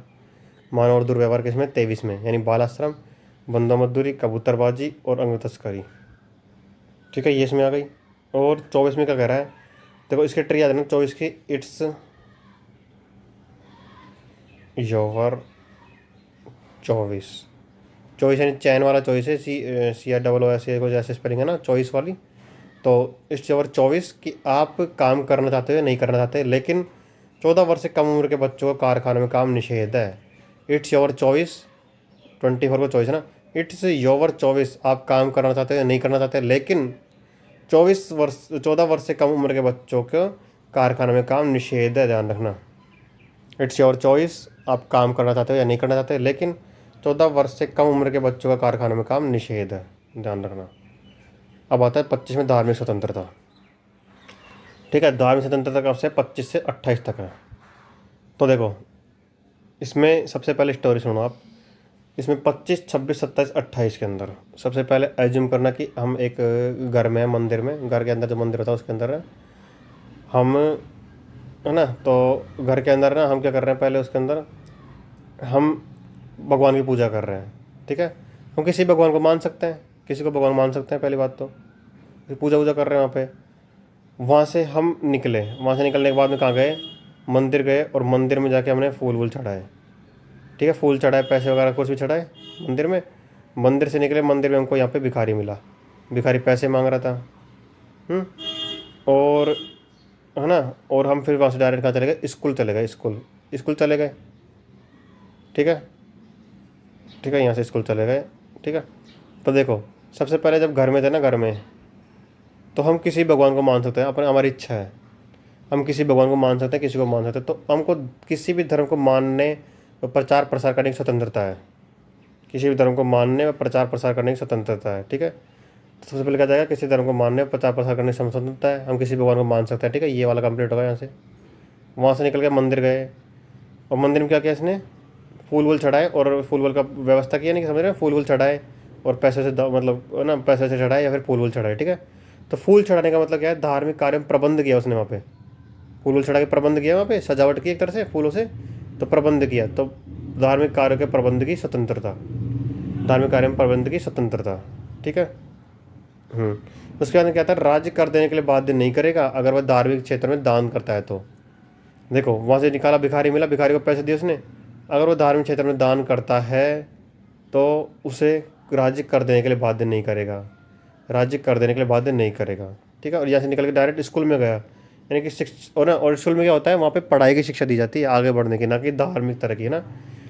धार्मिक तरह की शिक्षा कहाँ दी जाती है, मदरसा टाइप में, है ना, जो मुसलमानों में होता है ना, मदरसे में धार्मिक शिक्षा दी जाती है, लेकिन शिक्षा क्षेत्र है ना, शिक्षा शिक्षा संस्थान है, वहाँ पे धार्मिक शिक्षा नहीं दी जाती। ठीक है, तो 28 तक ये कवर हो गया। ठीक है, याद रहेगा। आगे चलते हैं। देख वहाँ पे देख लो एक बार ना। तो सबसे पहले क्या हुआ, घर में था तो वो किसी भी धर्म को या फिर किसी भी भगवान को मान सकता था। धर्म को मानने व प्रसार करने की स्वतंत्रता थी। मंदिर क्या, फूल वूल की व्यवस्था की, वहाँ पे फूल वूल सजाए उसने, है ना, थोड़े बहुत पैसे दान किए वहाँ पे। तो क्या हुआ, वहाँ पे धार्मिक कार्यों के लिए प्रबंध की व्यवस्था, फूल वूल चढ़ाए और पैसे दान किए, यानी कि गरीबों को बांटे उसने, मतलब गरीबों का वो भिखारी वगैरह को। तो दो राज्य कर देने के लिए बाध्य नहीं करेगा अगर धार्मिक क्षेत्र में दान करता है तो। उसके बाद में शिक्षा संस्थान में गया, खुद की वहाँ से निकल के डायरेक्ट। और शिक्षा संस्थान में, है ना, संस्थान में धार्मिक शिक्षा नहीं मिलेगी। यहाँ पे शिक्षा संस्थानों में धार्मिक शिक्षा नहीं मिलेगी। अब आता है 29 और 30। 29 में ध्यान रखना, अल्पसंख्यक। भाई हमसे पूछे कि अल्पसंख्यक कितने हैं, तो अल्पसंख्यकों की संख्या पूछे तो कितनी है, आप डायरेक्ट बोलना 29-30 है ओनली। ठीक है, कितनी, 29-30। तो 29-30 से याद रखना। ठीक है, तो अल्पसंख्यक वर्गों के हितों का संरक्षण 29 में, और शिक्षा संस्थानों की स्थापना और प्रशासन करने का अल्पसंख्यक वर्गों का अधिकार। तो अल्पसंख्यक वर्गों का हितों का संरक्षण, है ना, तो 29 में आ जाएगा क्या, संरक्षण, हाँ, हितों का संरक्षण। और 30 में क्या आ जाएगा, हित का संरक्षण कैसे हुआ कि प्रशासन करने का अल्पसंख्यक वर्गों का अधिकार। कि देखो जरूरी नहीं है कि आप बड़ी कास्ट से आते हो या बड़ी माइनॉरिटी से, यानी कि मेजोरिटी से आते हो तो ही आप वहाँ पे अधिकार कर सकते हो, यानी कि अपना अधिकारी टाइप में कर सकते हो, ज़रूरी नहीं है। यानी कि जो अल्पसंख्यक होते हैं ना वो भी तो कर सकते हैं। तो शिक्षा संस्थानों की स्थापना और प्रशासन करने का अल्पसंख्यक वर्गों का अधिकार। ठीक है, वो बता 31 में ध्यान रखना, व्यावर्ती। 31 में व्यावर्ती याद रखना। तो संपदाओं आदि अर्जन के लिए उपबंध करने वाली विद्या की व्यावर्ती। कुछ अधिनियम विनियमों का विमानीकरण, कुछ निर्देश तत्वों का प्रभाव आने वाली विधियों की व्यावर्ती। ठीक है, वापस व्यावर्ती आ गया। फिर आता है 32, संविधान उपचारों के अधिकार है। संविधान उपचारों का अधिकार है 32 से 35 तक। देखो भीमराव अम्बेडकर जी ने क्या कहा था, 32 ही मत दिखा, ये भारत की संविधान की आत्मा ही है। तो अनुच्छेद 32 का क्या है, संविधान की आत्मा। तो देखो 32 में क्या कहा था, इसके तहत सर्वोच्च न्यायालय 5 प्रकार के रिट जारी कर सकता है। संविधान की आत्मा भाई भीमराव अम्बेडकर ने कहा। इसमें पहला क्या था, बंदी प्रत्यक्षीकरण। यह उस व्यक्ति की प्रार्थना पर जारी किया जाता है जो यह समझता है कि उसे अवैध रूप से बंदी बनाया गया है। बंदी विहार में यानी कि पकड़ा गया उसको। ठीक है, तो यह उस व्यक्ति की प्रार्थना पर जारी किया जाता है जो ये समझता है कि उसके अवैध रूप से बंदी बनाया गया है। परम आदेश, यानी आदेशों का भी आदेश।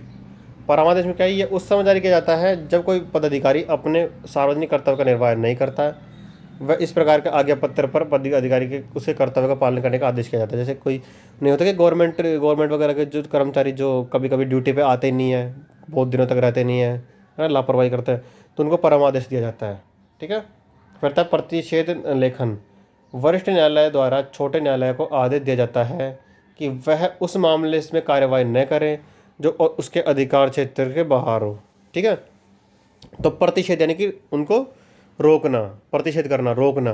तो वरिष्ठ न्यायालय ना, वरिष्ठ न्यायालय जो बड़े बड़े न्यायालय ना, वो छोटे न्यायालय को आदेश देते हैं कि उस मामले में कार्रवाई करो ही मत तुम, जो तुम्हारे अधिकार क्षेत्र से बाहर हो, तुम्हारी औकात के बाहर हो ना वो न्यायालय क्षेत्र, उसमें आप उस अधिकार क्षेत्र के बाहर हो तो उसके अंदर आप लोग न्याय करो ही मत, हमारे पास भेज दो मुकदमे। ठीक है, तो प्रतिषेध लेकर किसको दिया जाता है, वो छोटे न्यायालय को। ठीक है, उत्प्रेषण में क्या होता है, इसमें अधीनस्थ न्यायालय को आदेश दिया जाता है कि उनके पास लंबित मुकदमे को न्याय निर्णय के लिए वरिष्ठ न्यायालय भेजें।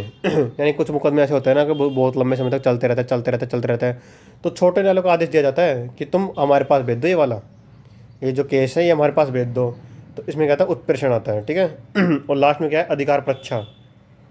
न्यायालय द्वारा किसी पदाधिकारी से यह पूछा जाता है कि वह किस आधार पर कार्य कर रहा है, अर्थात पदाधिकारी के वैधता के बारे में पूछताछ की जाती है। यानी कुछ लोग नहीं होते कि फर्जी से नौकरी हो जाते हैं, भाई फर्जी एग्जाम दी, फर्जी पेपर पर ले करके नौकरी लग जाता है और बाद में पकड़ा के मारते हैं, तो उनसे पूछा जाता है कि भाई तू किस आधार पर कार्य कर रहा है, यहाँ पे तुम तो एग्जाम पास ही नहीं की, तो इस तरीके से पास किया एग्जाम। तो ये क्या होता है, अधिकार परीक्षा होता है। ये न्यायालय द्वारा उस पदाधिकारी से यह पूछा जाता है कि वह किस आधार पर कार्य कर रहा है, अर्थात पदाधिकारी की वैधता के बारे में पूछताछ की जाती है। ठीक है,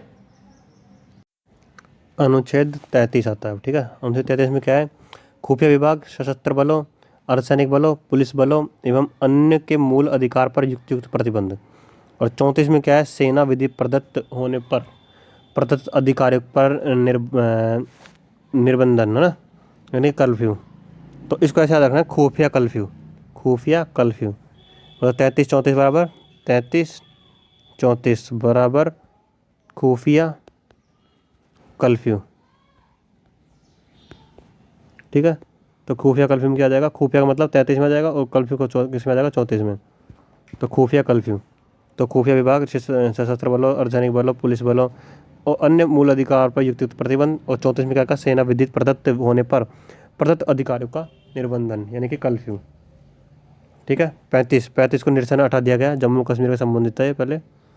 फिर था भाग 4, राज्य की नीति निर्देशक तत्व 36 से 51। ठीक है, 36 से 51 है ना, 36 से 51 DPSC बोलते हैं इसको, राज्य के नीति निर्देशक तत्व DPSP। आयरलैंड के संविधान से लिया गया था ये, आयरलैंड के संविधान पे है ना, राज्य के नीति निर्देशक तत्व कहाँ से लिया था, आयरलैंड के संविधान से। इसमें क्या होगा, राज्य की परिभाषा। 36 में क्या है, राज्य की परिभाषा। 37 में क्या है, नीति निर्देशक तत्वों की परिभाषा। राज्य के नीति निर्देशक तत्वों से संबंधित प्रावधानों को किसी भी न्यायालय में परिवर्तित नहीं किया जा सकता। ठीक है, देखो इसको कैसे याद रखोगे, भाग 4 में क्या है, राज्य के नीति निर्देशक तत्व, राज्य के नीति निर्देशक तत्व। ठीक है, राज्य के, यानी इसमें क्या आ रहा है, राज्य आ रहा है और एक नीति निर्देशक तत्व आ रहा है। और मैंने क्या बताया था, स्टार्टिंग में परिभाषा होती है, तो राज्य जो आ रहा है ना, राज्य, तो 36 में आ जाएगा राज्य की परिभाषा। और नीति निर्देशक तत्व आ रहा है, नीति निर्देशक तत्व, तो नीति निर्देशक तत्व की परिभाषा किस में आ जाएगी, 37 में आ जाएगी। तो राज्य में राज्य की परिभाषा और नीति निर्देशक तत्व में नीति निर्देशक तत्वों की परिभाषा। राज्य के नीति निर्देशक तत्व संबंधित प्रावधानों को किसी भी न्यायालय में परिवर्तित नहीं किया जा सकता, है ना। अब आता है 38 में क्या क्या है, इसको कैसे याद रखोगे, देखो राज्य के लोक कल्याण की अभिवृद्धि के लिए सामाजिक व्यवस्था बनाएगा जिससे नागरिकों को सामाजिक, आर्थिक व राजनीतिक न्याय मिलेगा। 38 को कैसे याद रखोगे, समाज में आर्थिक व राजनीतिक न्याय में अड़चन मत कर। अड़चन मतलब 38, अड़चन, अड़चन मतलब क्या आएगा, 38 है ना, 38। समाज में आर्थिक व राजनीतिक न्याय में अड़चन मत कर, समाज में आर्थिक व राजनीतिक न्याय में अड़चन मत कर, अड़चन मतलब 38। समाज में आर्थिक व राजनीतिक न्याय में अड़चन मत कर, अड़चन मतलब 38। फिर आता है 39 में क्या है, राज्य द्वारा अनुसरणीय कुछ नीति तत्व, कल्याणकारी राज्य, निःशुल्क कानूनी सहायता, समान कार्य के लिए समान वेतन, सार्वजनिक धन का स्वामित्व इस प्रकार करना, सार्वजनिक धन का स्वामित्व इस प्रकार करना कि ताकि सार्वजनिक हित का सर्वोत्तम साधन हो सके, और धन का समान वितरण। तो 39 में क्या आ रहा है, 39 यानी ताली, तो 39 ताली होनी चाहिए किस चीज़ के लिए, ताली किस चीज़ के लिए, निःशुल्क कानूनी सहायता। ये तो निःशुल्क में जैसे कोई फ्री में चीज़ देता है, मन को फ्री में कोई कानूनी सहायता या फिर फ्री में कुछ भी चीज़ देता है तो उसके लिए ताली बजाते हैं। तो 39 में क्या होगा, निःशुल्क कानूनी सहायता और समान कार्य के लिए समान वेतन, समान कार्य के लिए समान वेतन। और अगर निःशुल्क कानूनी सहायता मिलेगी और समान कार्य के लिए समान वेतन मिलेगा तो ये कल्याणकारी राज्य बनेगा। ठीक है, तो ये क्या बनेगा, कल्याणकारी राज्य बनेगा। तो 39 मतलब ताली होनी चाहिए, ताली क्यों होनी चाहिए, निःशुल्क कानूनी सहायता के लिए और समान कार्य के लिए समान वेतन के लिए। और ये अगर दोनों ये दोनों चीज़ होगी तो क्या बनेगा, कल्याणकारी राज्य बनेगा। क्या बनेगा, कल्याणकारी राज्य बनेगा। 40 में क्या है, ग्राम पंचायतों का संगठन, यानी कि गांधी जी का राम राज्य। क्या है, गांधी जी का राम राज्य। 41 में क्या है, कुछ दशाओं में काम, शिक्षा और लोक सहायता पाने का अधिकार, जैसे कि बुजुर्ग पेंशन, निःशुल्क दवा, बेरोजगार भत्ता और एम्बुलेंस। ये क्या होती है, निःशुल्क सहायता होती है ना। कुछ दशाओं में होते हैं लेकिन ये है ना, कुछ दशाओं के अंदर। ठीक है, और काम की न्याय संगत तथा मानवाची दशाओं में प्रसूति सहायता उपबंध। 43 में क्या है, कर्मकारों के लिए निर्वाह मजदूरी, कुटीर उद्योगों के प्रबंधन में कर्मकारों का भाग लेना, राज्य सहकारी समितियों गठन, प्रबंधन एवं संपादन की अभिवृद्धि करने का प्रयास करेगा। तो देखो इसको कैसे याद रखोगे, ये चारों के चारों याद हो जाएंगे कैसे। गांधी जी लोक सहायता, गांधी जी की लोक सहायता किस किस में, प्रसूति में, और प्रसूति के लिए और मजदूरी के लिए, प्रसूति के लिए और मजदूरी के लिए गांधी जी लोक सहायता करेगा। गांधी जी क्या करेंगे, लोक सहायता करेंगे किस किस के लिए, प्रसूति के लिए और मजदूरी के लिए। गांधी जी की लोक सहायता करेंगे, गांधी जी लोक सहायता करेंगे प्रसूति के लिए और मजदूरी के लिए। गांधी जी लोक सहायता करेंगे किस किस के लिए, लोक सहायता करेंगे प्रसूति के लिए और मजदूरी के लिए, मजदूरों के लिए। ठीक है, तो गांधी जी क्या आएगा, गांधी के राम राज्य। लोक सहायता मतलब ये आ जाएंगी, बुजुर्ग पेंशन, निःशुल्क शिक्षा, बेरोजगारी भत्ता। प्रसूति सहायता 42 में आ जाएगी। और कर्मकारों के लिए, निर्वाह के लिए मजदूरी और कुटीर उद्योग यानी मजदूरों के लिए तो मजदूरी आ जाएगी। ठीक है, ये चारों याद हो जाएंगे। 44 में क्या होगा, ये ओनली देखो नागरिकों के लिए समान सिविल संहिता ओनली गोवा में लागू, ओनली 44 से याद रखना इसको ना। 44 में क्या आएगा, गोवा में लागू ओनली, है ना, गोवा में लागू है। 44 है ना, 44 है ना, तो गोवा में लागू ओनली है, नागरिकों के लिए समान सिविल संहिता। 45 में क्या है, 6 से 14 वर्ष के बालकों के लिए निःशुल्क शिक्षा, एनी हाउ, कैसे भी शिक्षा दो, लेकिन दो आपको देनी ही पड़ेगी। तो 6 से 14 वर्षों के बालकों के लिए निःशुल्क शिक्षा, ठीक है। अब आता है 46 में क्या आएगा, SC ST व अन्य दुर्बल वर्गों के लिए शिक्षा एवं अर्थ संबंधी हितों का अभिवृद्धि। देखो SC ST में क्या था पहले, थोड़ा सा मतलब इनके अधिकारों को आगे बढ़ाना था, क्योंकि ये इनको क्या लोअर कास्ट के रूप में देखा जाता था पहले, तो इनके अधिकारों को आगे बढ़ाने के लिए क्या किया इनको। तो 46 में क्या था, SC ST के, है ना, ST में अन्य दुर्बल वर्गों के लिए आ जाएगा पहले, तो उनकी शिक्षा और अर्थ संबंधी हितों का अभिवृद्धि करेंगे। और फिर उनके मतलब पोषाहार स्तर, फिर 46 देखो कैसे याद रखोगे, 46 में तो SC ST और अन्य दुर्बल वर्ग आ गए, फिर उनका पोषाहार आ गया 47 में। ठीक है, तो पोषाहार स्तर एवं जीवन स्तर को ऊंचा करने के लिए लोक स्वास्थ्य को सुधार करने का राज्य का कर्तव्य होगा। ठीक है, राज्य का कर्तव्य होगा। 48 में क्या आ रहा है, कृषि एवं पशुपालन संगठन और पर्यावरण संगठन और संवर्धन और वन एवं वन्य जीवों की रक्षा। 48 में, ठीक है, 48। 49 में स्मारक और स्थानों की व्यवस्था का संरक्षण, राष्ट्रीय महत्व के स्मारक और स्थानों और वस्तुओं का संरक्षण, यानी कि राष्ट्रीय स्मारकों को जब मरम्मत वगैरह करते रहते हैं ना इनकी, किले वगैरह की, तो अनुच्छेद 49 के तहत करते रहते हैं। राष्ट्रीय महत्व के स्मारकों, स्थानों एवं वस्तुओं के संरक्षण। 50 में क्या आ रहा है, 50 मतलब 50-50 मतलब पृथक्करण, अलग अलग। 50-50 हो गया, पृथक्करण हो गया, यानी कि कार्यपालिका से न्यायपालिका का पृथक्करण। ठीक, कार्यपालिका से न्यायपालिका का पृथक्करण। ठीक है, तो इसमें क्या क्या याद रखोगे, कार्यपालिका से न्यायपालिका का पृथक्करण। 50 के अंदर तो पृथक्करण हो गया। उससे एक पहले क्या आ जाएगा, स्मारक वगैरह आ जाएंगे, है ना, उनका संरक्षण। उससे पहले क्या होगा, कृषि व पशुपालन का संगठन। ठीक है, अब देखो पृथक्करण हो गया, पृथक्करण करने से क्या होगा कि अब तो शांति दे तू, भाई अब तो अलग अलग हो गए, कहीं कार्यपालिका से न्यायपालिका अलग अलग हो गई। तो 51 क्या बोल रहा है कि शांति दे अब तो तू, तो अंतर्राष्ट्रीय शांति व सुरक्षा की अभिवृद्धि, विदेश नीति सहिष्णुता। 51 में क्या आ जाएगा, अंतर्राष्ट्रीय शांति आ जाएगी। अब आता है भाग 4। भाग 4 में क्या है, मौलिक कर्तव्य है। कर्तव्य कहते हैं, किसी को कर्तव्य बताते हैं तो रूस जाते हैं, वो किसी को कर्तव्य बताए तो रूस जाते हैं, तो रूस के संविधान से लिया गया है ये मौलिक कर्तव्य। सरदार स्वर्ण सिंह समिति की अनुशंसा पर लिया गया है, ध्यान रखना इंपॉर्टेंट है, सरदार स्वर्ण सिंह की अनुशंसा पर संविधान के 42वें संविधान संशोधन 1976 के द्वारा मौलिक कर्तव्यों को संविधान में जोड़ा गया। मौलिक कर्तव्यों को संविधान में जोड़ा गया। ठीक है, 42वें संविधान संशोधन 1976 द्वारा। ठीक है, अब आता है तो मौलिक कर्तव्य आ गए, भाग 4 कैम में आ गए, 51 क्या है ना। ठीक है, अब आता है राष्ट्रपति आएंगे। अब आ गया राष्ट्रपति, तो भाग 5 में क्या आ जाएगा, संघ। इसमें अध्याय क्या क्या है, इसके अंदर अध्याय 1 क्या है, इसमें कार्यपालिका यानी कि राष्ट्रपति तथा उपराष्ट्रपति आएगा इसमें। दो सबसे पहले देखो 52 में क्या होगा, भारत का राष्ट्रपति होगा।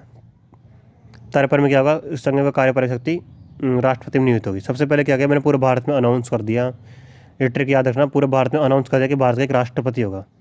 तो 52 में क्या आ जाएगा, भारत का राष्ट्रपति आ जाएगा। और मैंने बताया कि भारत का एक राष्ट्रपति होगा और उसके अंदर ये शक्ति नियुक्त होगी, और उसके अंदर ऐसे ऐसे शक्ति होगी, ऐसे ऐसी शक्ति होंगी। ठीक है, तो क्या 52 में क्या आ गया, भारत का राष्ट्रपति। और 53 में क्या आ गया, भारत संघ की कार्यपालिका शक्ति राष्ट्रपति में नियुक्त होगी। ठीक है, शक्ति आ गई दूसरे के अंदर।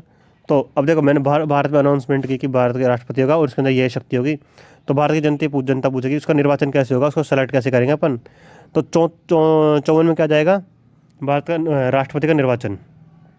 ठीक है, तो फिर मैं उनको जवाब दूंगा कि ये रीति से निर्वाचन होगा उसका, इस नीति को अपन अपनाएंगे और इस रीति से क्या होगा उसको निर्वाचन होगा। तो निर्वाचन की रीति आ जाएगी 55 के अंदर।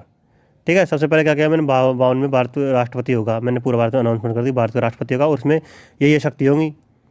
तो 52 में क्या आएगा राष्ट्रपति, और शक्ति में क्या आ जाएगा 53 में आ जाएगा ये। फिर जनता पूछेगी कि उसका निर्वाचन कैसे होगा, उसको सेलेक्ट कैसे करेंगे, तो 54 में सेलेक्ट आ गया, यानी कि निर्वाचन आ गया इसका। फिर मैं उनको बताऊंगा कि इस रीति से उनका निर्वाचन होगा, इस नीति से निर्वाचन होगा। तो 55 में क्या आ जाएगा, निर्वाचन की रीति आ जाएगी।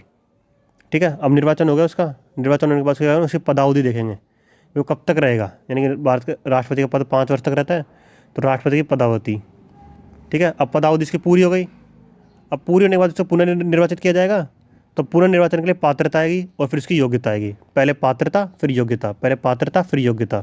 तो पुनर्निर्वाचन के लिए पात्रता फिर योग्यता, यानी कि पूर्व राष्ट्रपति निर्वाचन हेतु आहर्ता या फिर योग्यता 58 में आ जाएगी, पहले पात्रता फिर योग्यता। 59 में क्या होगा, शर्त। भाई राष्ट्रपति पद की कुछ शर्तें भी तो होगी ना, है ना। और शर्त ऐसे तो है नहीं कि कोई किसी कोई शर्त लगाता है तो ऐसे मान ले, शर्त दिलाने से पहले, शर्त दिलाने के बाद क्या होता है, कोई शर्त मानता तो है नहीं, तो उससे पहले शपथ दिलानी जाती है, उसको शपथ दिलाई जाती है बाद में, सब है ना। पहले शर्त आएगी फिर शपथ आएगी, पहले शर्त दिलाई और शर्त के ऊपर भरोसा कैसे करे, शपथ से। ठीक है, तो राष्ट्रपति पद की शर्तें फिर शपथ, और वो शपथ मान लो पूरी नहीं किया तो उसको हटा दो, यानी 61 में क्या होगा, महाभियोग कर दो। ठीक है, 59 में क्या है, राष्ट्रपति की शर्त, पद की शर्तें, शर्त नहीं मानी, मतलब शर्त के ऊपर विश्वास कैसे होगा, शपथ से, तो फिर शपथ दे दी उसको, और शपथ उसने पूरी नहीं की तो उसको महाभियोग, उसको हटा दो। तो 61 में क्या होगा, महाभियोग। ठीक है, 61 में महाभियोग, राष्ट्रपति पद का क्या हो गया, महाभियोग हो गया। ठीक है, महाभियोग होने के बाद क्या है कि महाभियोग में तो उस जो महाभियोग जो होगा तो पद से हट जाएगा, तो उसके पद की रिक्ति भी तो कोई भरेगा। तो राष्ट्रपति पद की रिक्ति को भरने के लिए निर्वाचन करने का समय और आकस्मिक रिक्ति, यानी कि अचानक से, जैसे राष्ट्रपति की मृत्यु हो गई या फिर उसने अचानक से इस्तीफा दे दिया, तो आकस्मिक रिक्ति को भरने के लिए निर्वाचन व्यक्ति की पदावधि, तो उसकी व्यक्ति की पदावधि कितनी होगी, तो अनुच्छेद 62 में कहा गया है। ठीक है, यहाँ पर राष्ट्रपति, यहाँ से उपराष्ट्रपति स्टार्ट है, यानी कि 63 से। ठीक है, तो भारत का एक उपराष्ट्रपति होगा, 63 में कहा गया है भारत का एक उपराष्ट्रपति होगा। 64 में कहा गया है उपराष्ट्रपति राज्य का पद, राज्यसभा का पदेन सभापति होगा, राज्यसभा का ना, राज्यसभा लिख रखा है ना यहाँ पे, राज्यसभा का क्या होगा, पदेन सभापति होगा।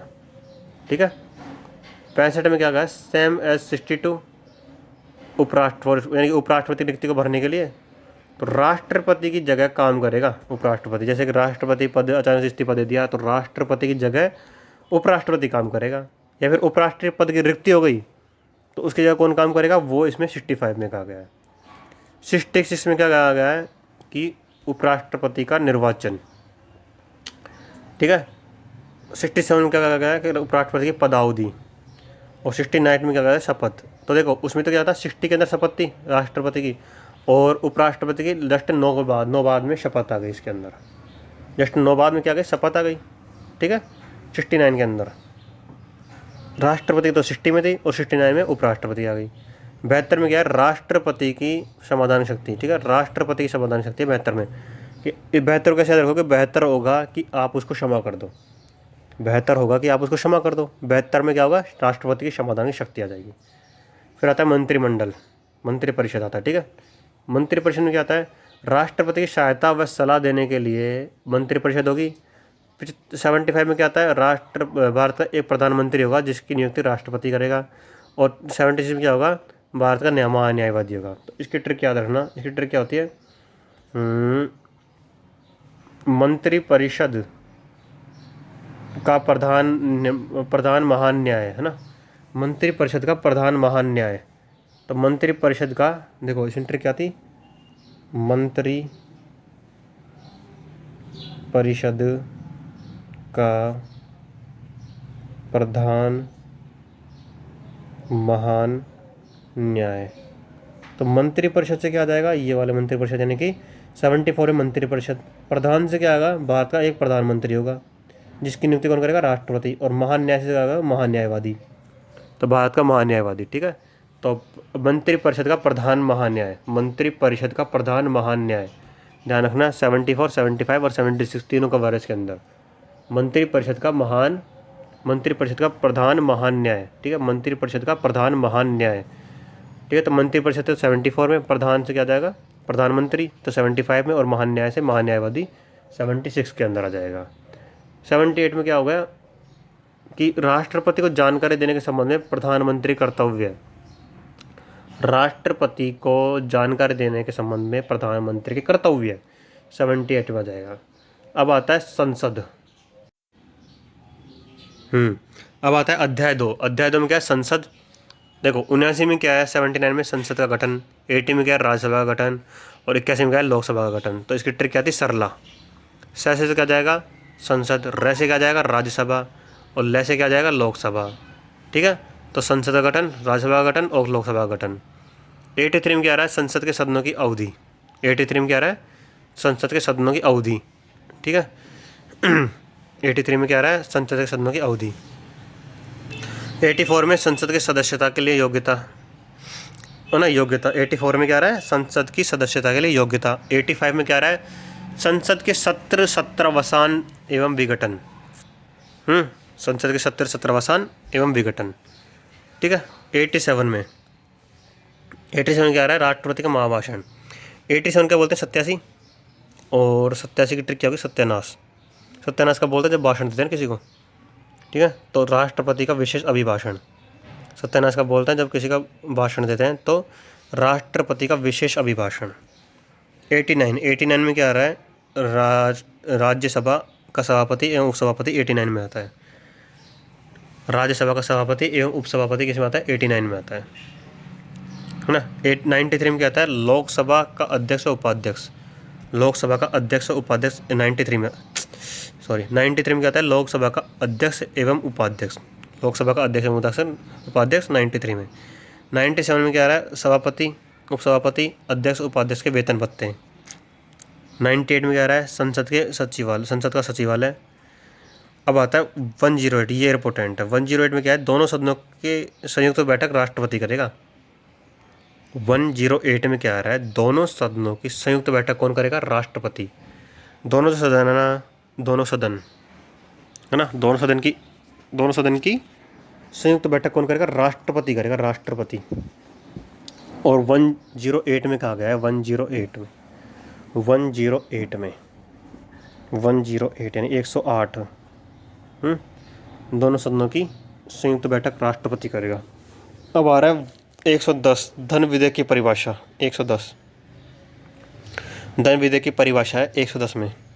110 में धन विधेयक की परिभाषा है। 112 में क्या कह रहा है? वार्षिक वित्तीय विवरण है, यानी बजट शब्द की जगह इसका प्रयोग किया गया है। इंपॉर्टेंट है, ध्यान रखना। 108, 110 और ये 112 इंपॉर्टेंट है। वार्षिक वित्तीय विवरण, बजट शब्द की जगह इसका प्रयोग किया गया था संविधान में। संविधान में बजट शब्द का उल्लेख नहीं था। किसका उल्लेख था? वार्षिक वित्तीय विवरण का था। और वार्षिक वित्तीय विवरण 112 में कैसे याद रखोगे? 112 के अंदर क्या आ रहा है? 12। एक साल में 12 महीने होते हैं ना, तो और वार्षिक वही तो होता है 12 महीने वाला। तो वार्षिक वित्तीय विवरण 112। ठीक है, वार्षिक वित्तीय विवरण 112 में। अब आ रहा है 117। 117 में क्या आ रहा है? 17 आ रहा है। 17 मतलब खतरा। खतरा किसको रहता है? जिसके पास पैसे ज़्यादा रहता है ना, पैसे ज़्यादा, उसको खतरा रहता है। जिसके पास पैसे ज़्यादा उसको खतरा ज़्यादा। तो 117 में क्या आ रहा है? खतरा। खतरा मतलब वित्त विधेयक। पैसे मतलब वित्त, है ना। तो 117 में वित्त विधेयक। 1, 2, 3 यानी कि देखो 123 में क्या आ रहा है? राष्ट्रपति के अध्यादेश जारी करने की शक्ति। तो 1, 2, 3 में तो क्या आ रहा है? राष्ट्रपति के अध्यादेश जारी करने की शक्ति। और 213 में क्या आ रहा है? यहाँ पे राज्यपाल की। ठीक है, राज्यपाल के अध्यादेश जारी करने की शक्ति। तो 1, 2, 3 में तो राष्ट्रपति की, और 213 में राष्ट्रपति की, सॉरी 1, 2, 3 में तो राष्ट्रपति की, और 213 में राज्यपाल की अध्यादेश जारी करने की शक्ति। अब आता है अध्याय 4। अध्याय 4 में क्या है? संघ की न्यायपालिका। 124 में क्या है? सर्वोच्च न्यायालय की स्थापना एवं गठन, है ना। तो देखो 124 में क्या आ रहा है? 124 में तो आ रहा है सर्वोच्च न्यायालय, और 214 में क्या आता है? राज्य के जो उच्च न्यायालय होते हैं ना, वो। सर्वोच्च न्यायालय तो किस में आ गया? 124 में। और 214 में क्या आता है? ओनली उच्च न्यायालय। तो सर्वोच्च न्यायालय की स्थापना और गठन, और है ना, और मुख्य न्यायाधीश की नियुक्ति 124 में। 125 में क्या? देखो सर्वोच्च न्यायालय के मुख्य न्यायाधीश की नियुक्ति हो गई। देखो पहली बात तो क्या हुआ? सर्वोच्च न्यायालय बन गया, सर्वोच्च न्यायालय बन गया, उनकी नियुक्ति हो गई। तो 125 में आ जाएगा न्यायाधीशों के वेतन भत्ते। डायरेक्ट तो वेतन भत्ते की बात करते हैं, तो 125 में आ गया। 125 में न्यायाधीशों के वेतन भत्ते। 126 में क्या है? कार्यकारी मुख्य न्यायाधीश की नियुक्ति, इंपॉर्टेंट नहीं है इतना। और 129 में क्या है? उच्चतम न्यायालय एक अभिलेख न्यायालय होगा। अब आता है 143, 143 इसमें क्या था, परामर्श करने की राष्ट्रपति शक्ति है ये, उच्चतम न्यायालय से परामर्श करने की राष्ट्रपति शक्ति। 143 के मतलब क्या होता है, 143 है ना, परामर्श करने की शक्ति होती है ना इसके अंदर, है ना। तो 143 परामर्श करने की राष्ट्रपति शक्ति। हाँ, अब आता है अध्याय 8, सॉरी अध्याय 5। तो इसमें क्या आता है, भारत का नियंत्रक महालेखा परीक्षा यानी कैग, CAG किस में आता है, 148 में आएगा। पहले तो क्या आएगा, भारत का नियंत्रक महालेखा परीक्षक होगा, कैग आ गया। और 149 में क्या है, उनकी कार्य एवं शक्तियाँ, है ना, उनके कार्य एवं शक्तियाँ। 149 में क्या है, उनकी कार्य शक्तियाँ। 48 में क्या कह दिया कि भारत का नियंत्रक महालेखा परीक्षक होगा। 49 में क्या कह रहा है, उनकी कार्य एवं शक्तियाँ होगी, कैग, ठीक है, कैग। अब आता है राज्यपाल। तो 153 में क्या होगा, भारत का राज्यपाल हो, सॉरी तो अगर राज्यपाल है ना, तो इसमें क्या कहता है कि 153 में राज्यपाल, राज्यों का राज्यपाल होगा, ठीक है, राज्यों का राज्यपाल होगा। 153 में ध्यान ना, 153 में क्या होगा, राज्य का राज्यपाल होगा। अब देखो इसको ना अपन राष्ट्रपति से रिलेट करेंगे, ठीक है, किससे रिलेट करेंगे, राष्ट्रपति से रिलेट करेंगे इसके अंदर। तो आओ इनको रिलेट करके पढ़ते हैं अपन, ठीक है। तो देखो 52 में क्या था, देखो इसमें और इसमें क्या चलेगा, +1 चलेगा, बस +1, ठीक है। अब +1 कैसे चलेगा, देखो ये क्या कह रहा है, ये क्या कह रहा है, राज्यपाल होगा, ठीक है। तो ये 52 में कह रहा है, मतलब +101 मानो, ठीक है, +101, ठीक है। तो भारत का राष्ट्रपति 52 में, तो 53 में क्या है, राज्य का राज्यपाल होगा। 53 में क्या कह रहा है, राज्य की कार्यपालक शक्ति राष्ट्रपति में होगा, और सॉरी संघ की कार्यपालक शक्ति राष्ट्रपति में होगी। और 54 में क्या कह रहा है, ये राज्य की कार्यपालक शक्ति राज्यपाल में होगी। 54 में क्या कह रहा है, ये इधर की साइड, ये निर्वाचन, राष्ट्रपति निर्वाचन। और इसमें क्या हो गया, नियुक्ति, निर्वाचन एक ही बात है 55 के अंदर, ठीक है। यहाँ पे 54, यहाँ पे 55 में, यहाँ पे क्या कह रहा है, निर्वाचन की रीति। और यहाँ पे देखो, यहाँ पे तो रीति होगी, लेकिन जो वो तो राज्यपाल होता है ना, उसकी रीति नहीं होती, वो राष्ट्रपति के प्रसाद पर्यंत रहता है वो, ठीक है। देखो इसके अंदर बताता हूँ आपको कि राज्यपाल राष्ट्रपति के प्रसाद पर्यंत पद धारण करेगा, ठीक है, राष्ट्रपति के प्रसाद पर्यंत पद धारण करेगा। तो ये चार है ना, ये चारों राष्ट्रपति से रिलेट करके याद रखना, कितना 101 प्लस करना है बस इसके अंदर, ठीक है, चारों याद हो जाएंगे।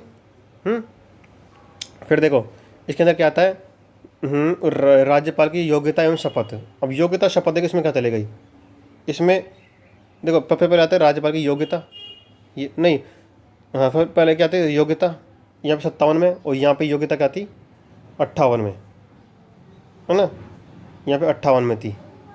तो इसको थोड़ा याद रखना, इनकी योग्यता क्या है, योग्यता में एक पहले रह गया ये, है ना, ठीक है, योग्यता में एक पहले रह गए 57 में, ठीक है।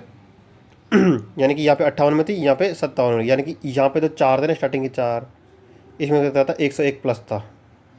यहाँ पे ये योग्यता है ना, योग्यता है ना, योग्यता है ना, ये वाली योग्यता, और है ना, और है ना, और योग्यता का, और यहाँ पे शपथ, योग्यता और एक शपथ। इसमें क्या हुआ, इसमें 99 में रह गया, 99 माइनस रह गया, ठीक है, क्योंकि 58 में यहाँ पे योग्यता थी, यहाँ पे 157 में, यहाँ पे 60 में शपथ है, तो यहाँ पे 59 में शपथ है, यानी कि इनमें क्या हो गया, -99 हो गया, याद रहेगा ये वाला। इसे तो +101, और जो योग्यता आ गई ना, योग्यता और शपथ के अंदर, तो इसके अंदर -99 हो गया, ठीक है, 99 माइनस कर, है ना, मतलब कि सॉरी +99 करना है, +99 -99 नहीं, मतलब इससे चलेंगे ना तो +99 और इससे करेंगे तो -99, तो 99 का गैप है, इसे टोटल याद रखना कि इसमें 99 गैप है लास्ट के 2 में, है ना। तो देखो अब मैं वापस स्टार्ट करता हूँ इसको। तो देखो जो स्टार्टिंग के 4 थे ना, राष्ट्रपति से क्या थे, स्टार्टिंग के 4 +101 थे। अगर राष्ट्रपति मतलब गैप देखो आप, तो गैप ओनली, ठीक है, गैप कितना था, 101 का गैप था। और ये जो शपथ और योग्यता ना, ये इसके अंदर क्या है, 99 गैप है, ठीक है, बस। तो आपको ये पूरे याद हो गए, 6 के 6, है ना, ये 6 के 6 याद हो गए। 161 पे आओ, 161 में क्या है, क्षमादान शक्ति है, 161 में क्या है, क्षमादान शक्ति है। 164 में क्या है, मुख्यमंत्री की नियुक्ति राज्यपाल करेगा, ध्यान रखना, 164 में मुख्यमंत्री की नियुक्ति कौन करेगा, राज्यपाल करेगा। 165 में क्या है, राज्य का महाधिवक्ता यानी कि एडवोकेट जनरल, 165 में। और 169 में क्या है, 169 में ये देखो, विधान परिषद की स्थापना व समाप्ति। ध्यान रखना ये क्या लिख रखा है, विधान परिषद की स्थापना। ये थोड़ा सा दिखना रहा है, ठीक से याद करना, मैं बोल रहा हूँ इस पर ध्यान रखना। विधान परिषद की स्थापना व समाप्ति, ध्यान रखना। विधान परिषद की स्थापना भी हो सकती है और समाप्ति भी हो सकती है, ध्यान रखना, समाप्ति भी। तो 169 के अंदर, ठीक है, 169 में क्या है, विधान परिषद की स्थापना व समाप्ति। अब देखो 170 में क्या है, 170 में क्या है, राज्य विधानसभा का गठन। 170 में क्या है, राज्य विधानसभा का गठन, राज्य विधानसभा का गठन। और 176 में क्या है, राज्यपाल का विशेष अभिभाषण। देखो राष्ट्रपति का तो कितने में था, 87 में, इसका कहाँ पे है, 76 में, ठीक है, 176 यानी कि -11, ठीक है, 111, 11 नहीं, मतलब कि -111, ठीक है, मतलब 111 गैप है थोड़ा सा, 111 गैप नहीं है, सॉरी सॉरी सॉरी सॉरी। देखो इसमें यानी कि 87 से देखो ना, आप तो 87 से ऐसे देखोगे ना तो ऐसे 11 आएगा थोड़ा, मतलब 87 से देखोगे तो इस तरीके से करके याद रखना, ठीक है। अब आता है 213 में क्या था, राज्य का अध्यादेश जारी कर सकती। आपको याद दिलाऊं मैं, देखो 1 2 3 में तो क्या था, राष्ट्रपति का अध्यादेश जारी कर सकती, और 2 1 3 में क्या है, राज्यपाल के अध्यादेश जारी कर सकती। 1 2 4 में क्या था, सर्वोच्च न्यायालय। और 114 में क्या है, उच्च न्यायालय। 114 में क्या है, उच्च न्यायालय। 214 में क्या है, उच्च न्यायालय, ठीक है, यानी कि 1 2 4 2 1 4। 216 में क्या है, उच्च न्यायालय का गठन, उच्च न्यायालय का गठन है। 216 के अंदर उच्च न्यायालय का गठन है, ध्यान रखना, ठीक है। 216 में क्या है, उच्च न्यायालय का गठन है, ठीक है। और 231 में क्या है, 2 या 2 से अधिक राज्यों के लिए एक ही उच्च न्यायालय की व्यवस्थापना संसद द्वारा, यानी कि 2 या 2 से अधिक, यानी कि अगर दो तीन अगर राज्य ना तो उनका एक ही उच्च न्यायालय हो सकता है, ठीक है। 2 3 राज्य ना तो उनका एक ही उच्च न्यायालय हो सकता है, यानी कि 231, ट्रिक याद रखना, 2 या 3 राज्य का एक ही उच्च न्यायालय हो सकता है, तो यानी कि 231 आ गया ना, 231। तो 231 में आ गया 2 या 2 से अधिक राज्यों के लिए एक ही उच्च न्यायालय की व्यवस्था स्थापना। अब आता है भाग 9। भाग 9 क्या है, भाग 9 के अंदर भी 2 चीज़ें ध्यान रखना, एक तो पंचायत है और एक नगर पालिका है, ठीक है। ये 2 चीज़ याद रखना। भाग 9 में क्या है, पंचायत है और नगर पालिका है, ठीक है। भाग 10 में क्या है, अनुसूचित व जनजाति क्षेत्र। भाग 11 में क्या है, संघ व राज्यों के बीच संबंध है, भाग 11 में, ठीक है। अब आता है 252 क्या होगा, 2 या अधिक राज्यों के लिए संसद द्वारा विधायी निर्माण की प्रक्रिया, ठीक है। 2 या अधिक राज्यों के लिए संसद द्वारा विधि का निर्माण। 262 में क्या है, हाँ 262 ध्यान रखना, अंतर्राष्ट्रीय नदियों व नदियों दोनों से जल संबंधी विवादों का न्याय निर्णय। 262 में क्या याद रखना कि 62 आ रहा है ना, 262, तो 62 में बांस आ रहा है, बांस है ना, बांस। और बांस के पौधे कहाँ उगते हैं, नदी के आसपास ज़्यादा उगते हैं, ठीक है। बांस के पेड़ जहाँ होते हैं नदी के किनारे ज़्यादा उगते हैं। तो 262 में क्या गया, अंतर्राष्ट्रीय नदियों व नदी दोनों के जल संबंधी विवादों का न्याय निर्णय, ठीक है। अब आता है 266, यानी भाग 12 में क्या गया, वित्त व संपत्ति व सुविधाएं और वाद। तो देखो 266 में क्या है, भारत और राज्यों की संचित निधि व लोक लेखे, है ना। अनुच्छेद 279 में क्या है, जीएसटी, ध्यान रखना, जीएसटी 279 में जीएसटी, ठीक है। जीएसटी कहाँ पे है, 279 में। और 280 में क्या है, वित्त आयोग। 280 में क्या है, वित्त आयोग, ठीक है, ध्यान रखना, इंपॉर्टेंट है बहुत ज़्यादा। 279 में क्या है, जीएसटी, और 280 में क्या है, वित्त आयोग। फिर आता है संपत्ति का अधिकार, जो कि 300 क्या में जोड़ा गया था, याद हो तो, है ना, वहाँ से हटाया गया था ना, 19 में से BSS GNS था ना वहाँ पे ट्रिक, तो उसमें से S1 संपत्ति का अधिकार हटा के यहाँ पे जोड़ा गया था 300 क्या में, ठीक है। अब आता है 315 में क्या है, UPSC, यानी कि संघ व राज्यों के लोक सेवा आयोग, 315 में, ठीक है। 315 में क्या है, UPSC आ गई। भाग 15 में क्या गया, निर्वाचन मंडल आ गया। और भाग 16 में क्या गया, कुछ वर्गों के लिए ना विशेष उपबंध, है ना। तो देखो 338 में क्या है, SC, 338 क्या में क्या है, ST, और 340 में क्या है, OBC। ध्यान रखना 338 में क्या है, राष्ट्रीय अनुसूचित जाति आयोग, SC, और 338 क्या में क्या है, अनुसूचित जनजाति यानी कि ST, और 340 में क्या है, OBC की नियुक्ति, ठीक है। 340 में क्या है, OBC की नियुक्ति। अब भाग 17 यानी कि 243 में क्या है, राजभाषा। 243 में क्या है, राजभाषा, ठीक है। और 250 क्या में क्या है, प्राथमिक स्तर पर मातृभाषा में शिक्षा की सुविधा। 351 क्या है, 351 क्या है, हिंदी का निर्देश है। 352 क्या है, राष्ट्रीय आपात है। 356 में क्या है, तीन सौ क्या कह रहा है कि राष्ट्रपति आपात लगेगा। 252 क्या कह रहा है, राष्ट्रपति आपात लगेगा, लेकिन कब लगेगा।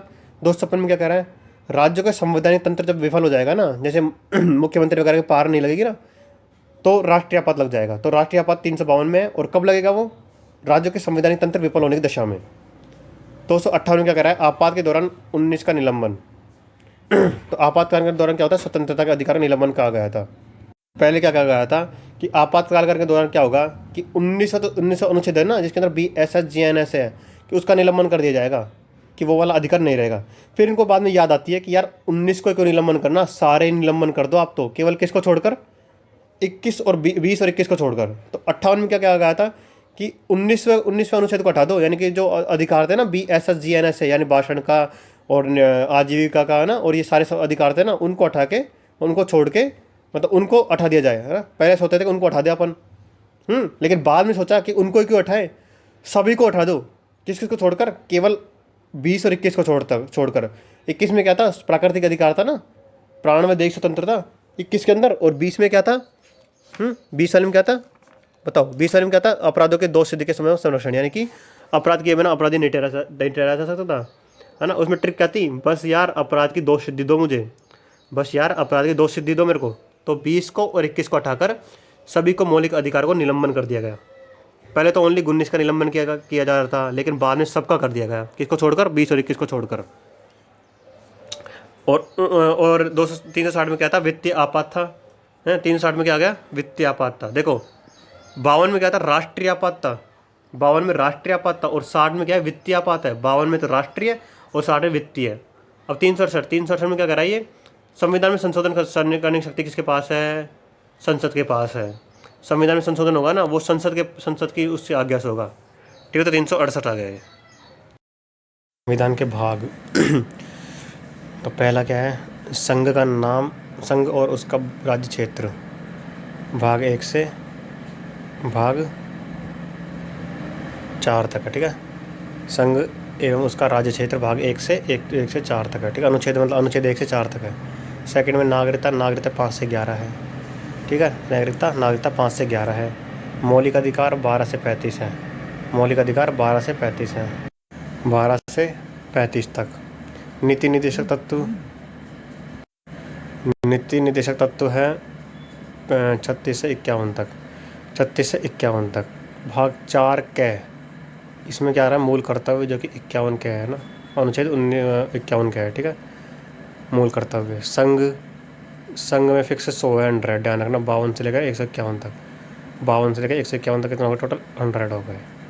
राज्य फिर 152 से 237 तक हो गए, ठीक है। संघ आ जाएगा 52 से 151, और राज्य जाएगा 152 से 237। संघ राज्य क्षेत्र ये आ जाएगा 239 से 242, लेकिन ये 8वां है ना, 8वां है ये ना, तो 239 से 242 तक, ठीक है। फिर आता है संघ, फिर 9वां देखते हैं पहले, 9वां डायरेक्ट वाला, पंचायती राज 73वां संविधान संशोधन में जोड़ा गया। भाग 9A में तो नगर पालिका है, और 9B में सहकारी समिति है। और ये जो पंचायती राज है ना, ये पंचायती राज ये 243 से लेकर 243 अणे तक है, और नगर पालिका कहाँ से है, तय से लेकर यक्ष तय का, ठीक है। तो ध्यान रखना, पंचायती राज नगर पालिका किस में आती है, 243 के अंदर आ रही है, 243 के अंदर। फिर आता है अनुसूचित जाति एवं जनजाति क्षेत्र, है ना। तो अनुसूचित जाति एवं जनजाति क्षेत्र किस में आ रहे हैं, ये 244 के अंदर, 244 कै है, 244 से लेकर 244 कै तक, ठीक है। अनुसूचित जाति एवं जनजाति भाग 10 है ये, भाग 10। भाग 11 में क्या है, 11 में हाँ ये भाग 11 के अंदर क्या है, संघ व राज्य क्षेत्र के बीच संबंध, संघ व राज्यों के बीच संबंध 245 से 263 है। संघ व राज्य क्षेत्र के बीच संबंध 245 263 है ना। फिर उसके बाद में आता है 12, भाग 12 क्या है, वित्तीय संबंध 264 से 300 है, वित्तीय संबंध 264 से 300। भाग 13 भारत के राज्य क्षेत्र के बीच व्यापार 301 से 307। सिविल सर्विस ये कितने में है, 308 से 323। और इसके अंदर ये ना, सिविल सर्विस के अंदर ही क्या है, 42 संविधान संशोधन जोड़ा गया था। 14A प्राधिकरण, जो कि 323 से 329 तक है, 323 से 329 तक है। फिर आता है निर्वाचन आयोग, निर्वाचन आयोग कौन से तक है? 324 से 329 तक है निर्वाचन आयोग। कुछ वर्गों के लिए विशेष उपबंध, ये 330 से 342 तक है। कुछ वर्गों के लिए विशेष उपबंध 330 से लेकर 342 तक है। राजभाषा कहाँ तक है? कहाँ से है? 343 से 351, 343 से 351 तक राजभाषा है। 343 से 351 राजभाषा है। आपात उपबंध 352 से 360 तक है। आपात उपबंध 352 से 360 तक है। विशेषाधिकार राष्ट्रपति व राज्यपाल को 361 से 367 तक है। 361 से 367 तक है विशेषाधिकार। संविधान संशोधन ये 368 में है। ध्यान रखना, संविधान संशोधन संसद करती है और ये कौन से में? 368 में है। ठीक है, 368 में है संविधान संशोधन। अस्थायी संक्रमणकालीन विशेष उपबंध 369 से 392 और संविधान के हिंदी के प्राधिकरण पाठ 393 से 394 के, 393 से 394 के। ठीक है, आगे चलते हैं। प्रमुख अधिकारियों की शपथ एवं त्यागपत्र। देखो, राष्ट्रपति तो उपराष्ट्रपति को देगा त्यागपत्र और उपराष्ट्रपति राष्ट्रपति को देगा।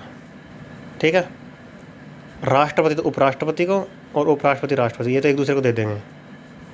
ठीक है, इसके बाद में क्या आता है? सर्वोच्च न्यायालय का न्यायाधीश ये राष्ट्रपति को, राज्यपाल राष्ट्रपति को और उच्च न्यायालय का न्यायाधीश भी राष्ट्रपति को देता है। ठीक है, तो ये 4 तो क्या हो गई? ये पहला, तीसरा, चौथा, पाँचवा, ये तो राष्ट्रपति को दे रहा है।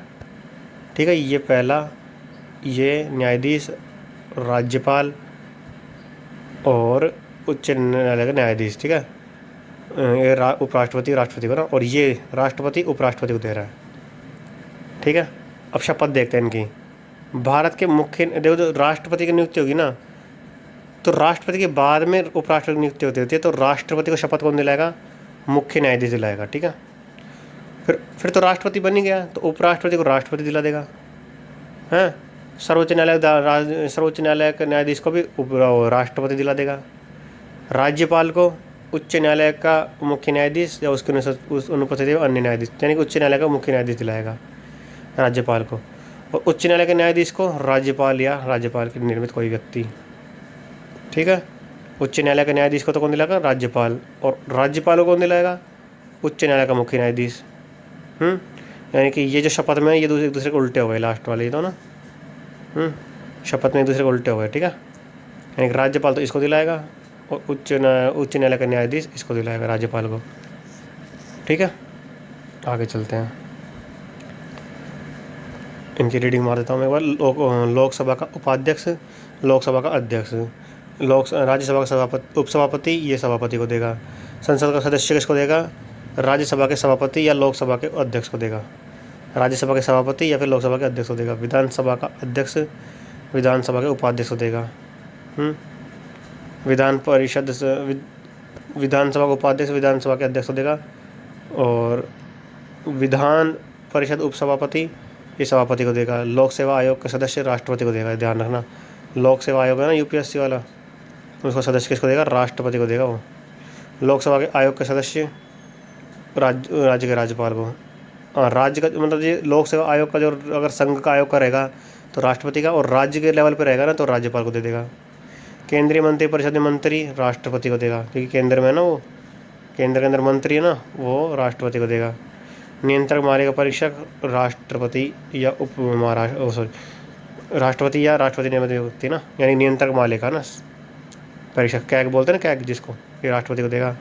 और राज्य के मंत्रिपरिषद मंत्री ये राज्यपाल को देंगे। ठीक है। अब आते हैं संविधान संशोधन पे। तो पहली अनुसूची मतलब पहला संविधान संशोधन कौन सा था? 9वीं अनुसूची जोड़ी गई 1951 में जोड़ी गई थी, भूमि सुधार से संबंधित थी। ठीक है, 1951 में जोड़ी गई थी, भूमि सुधार से संबंधित थी।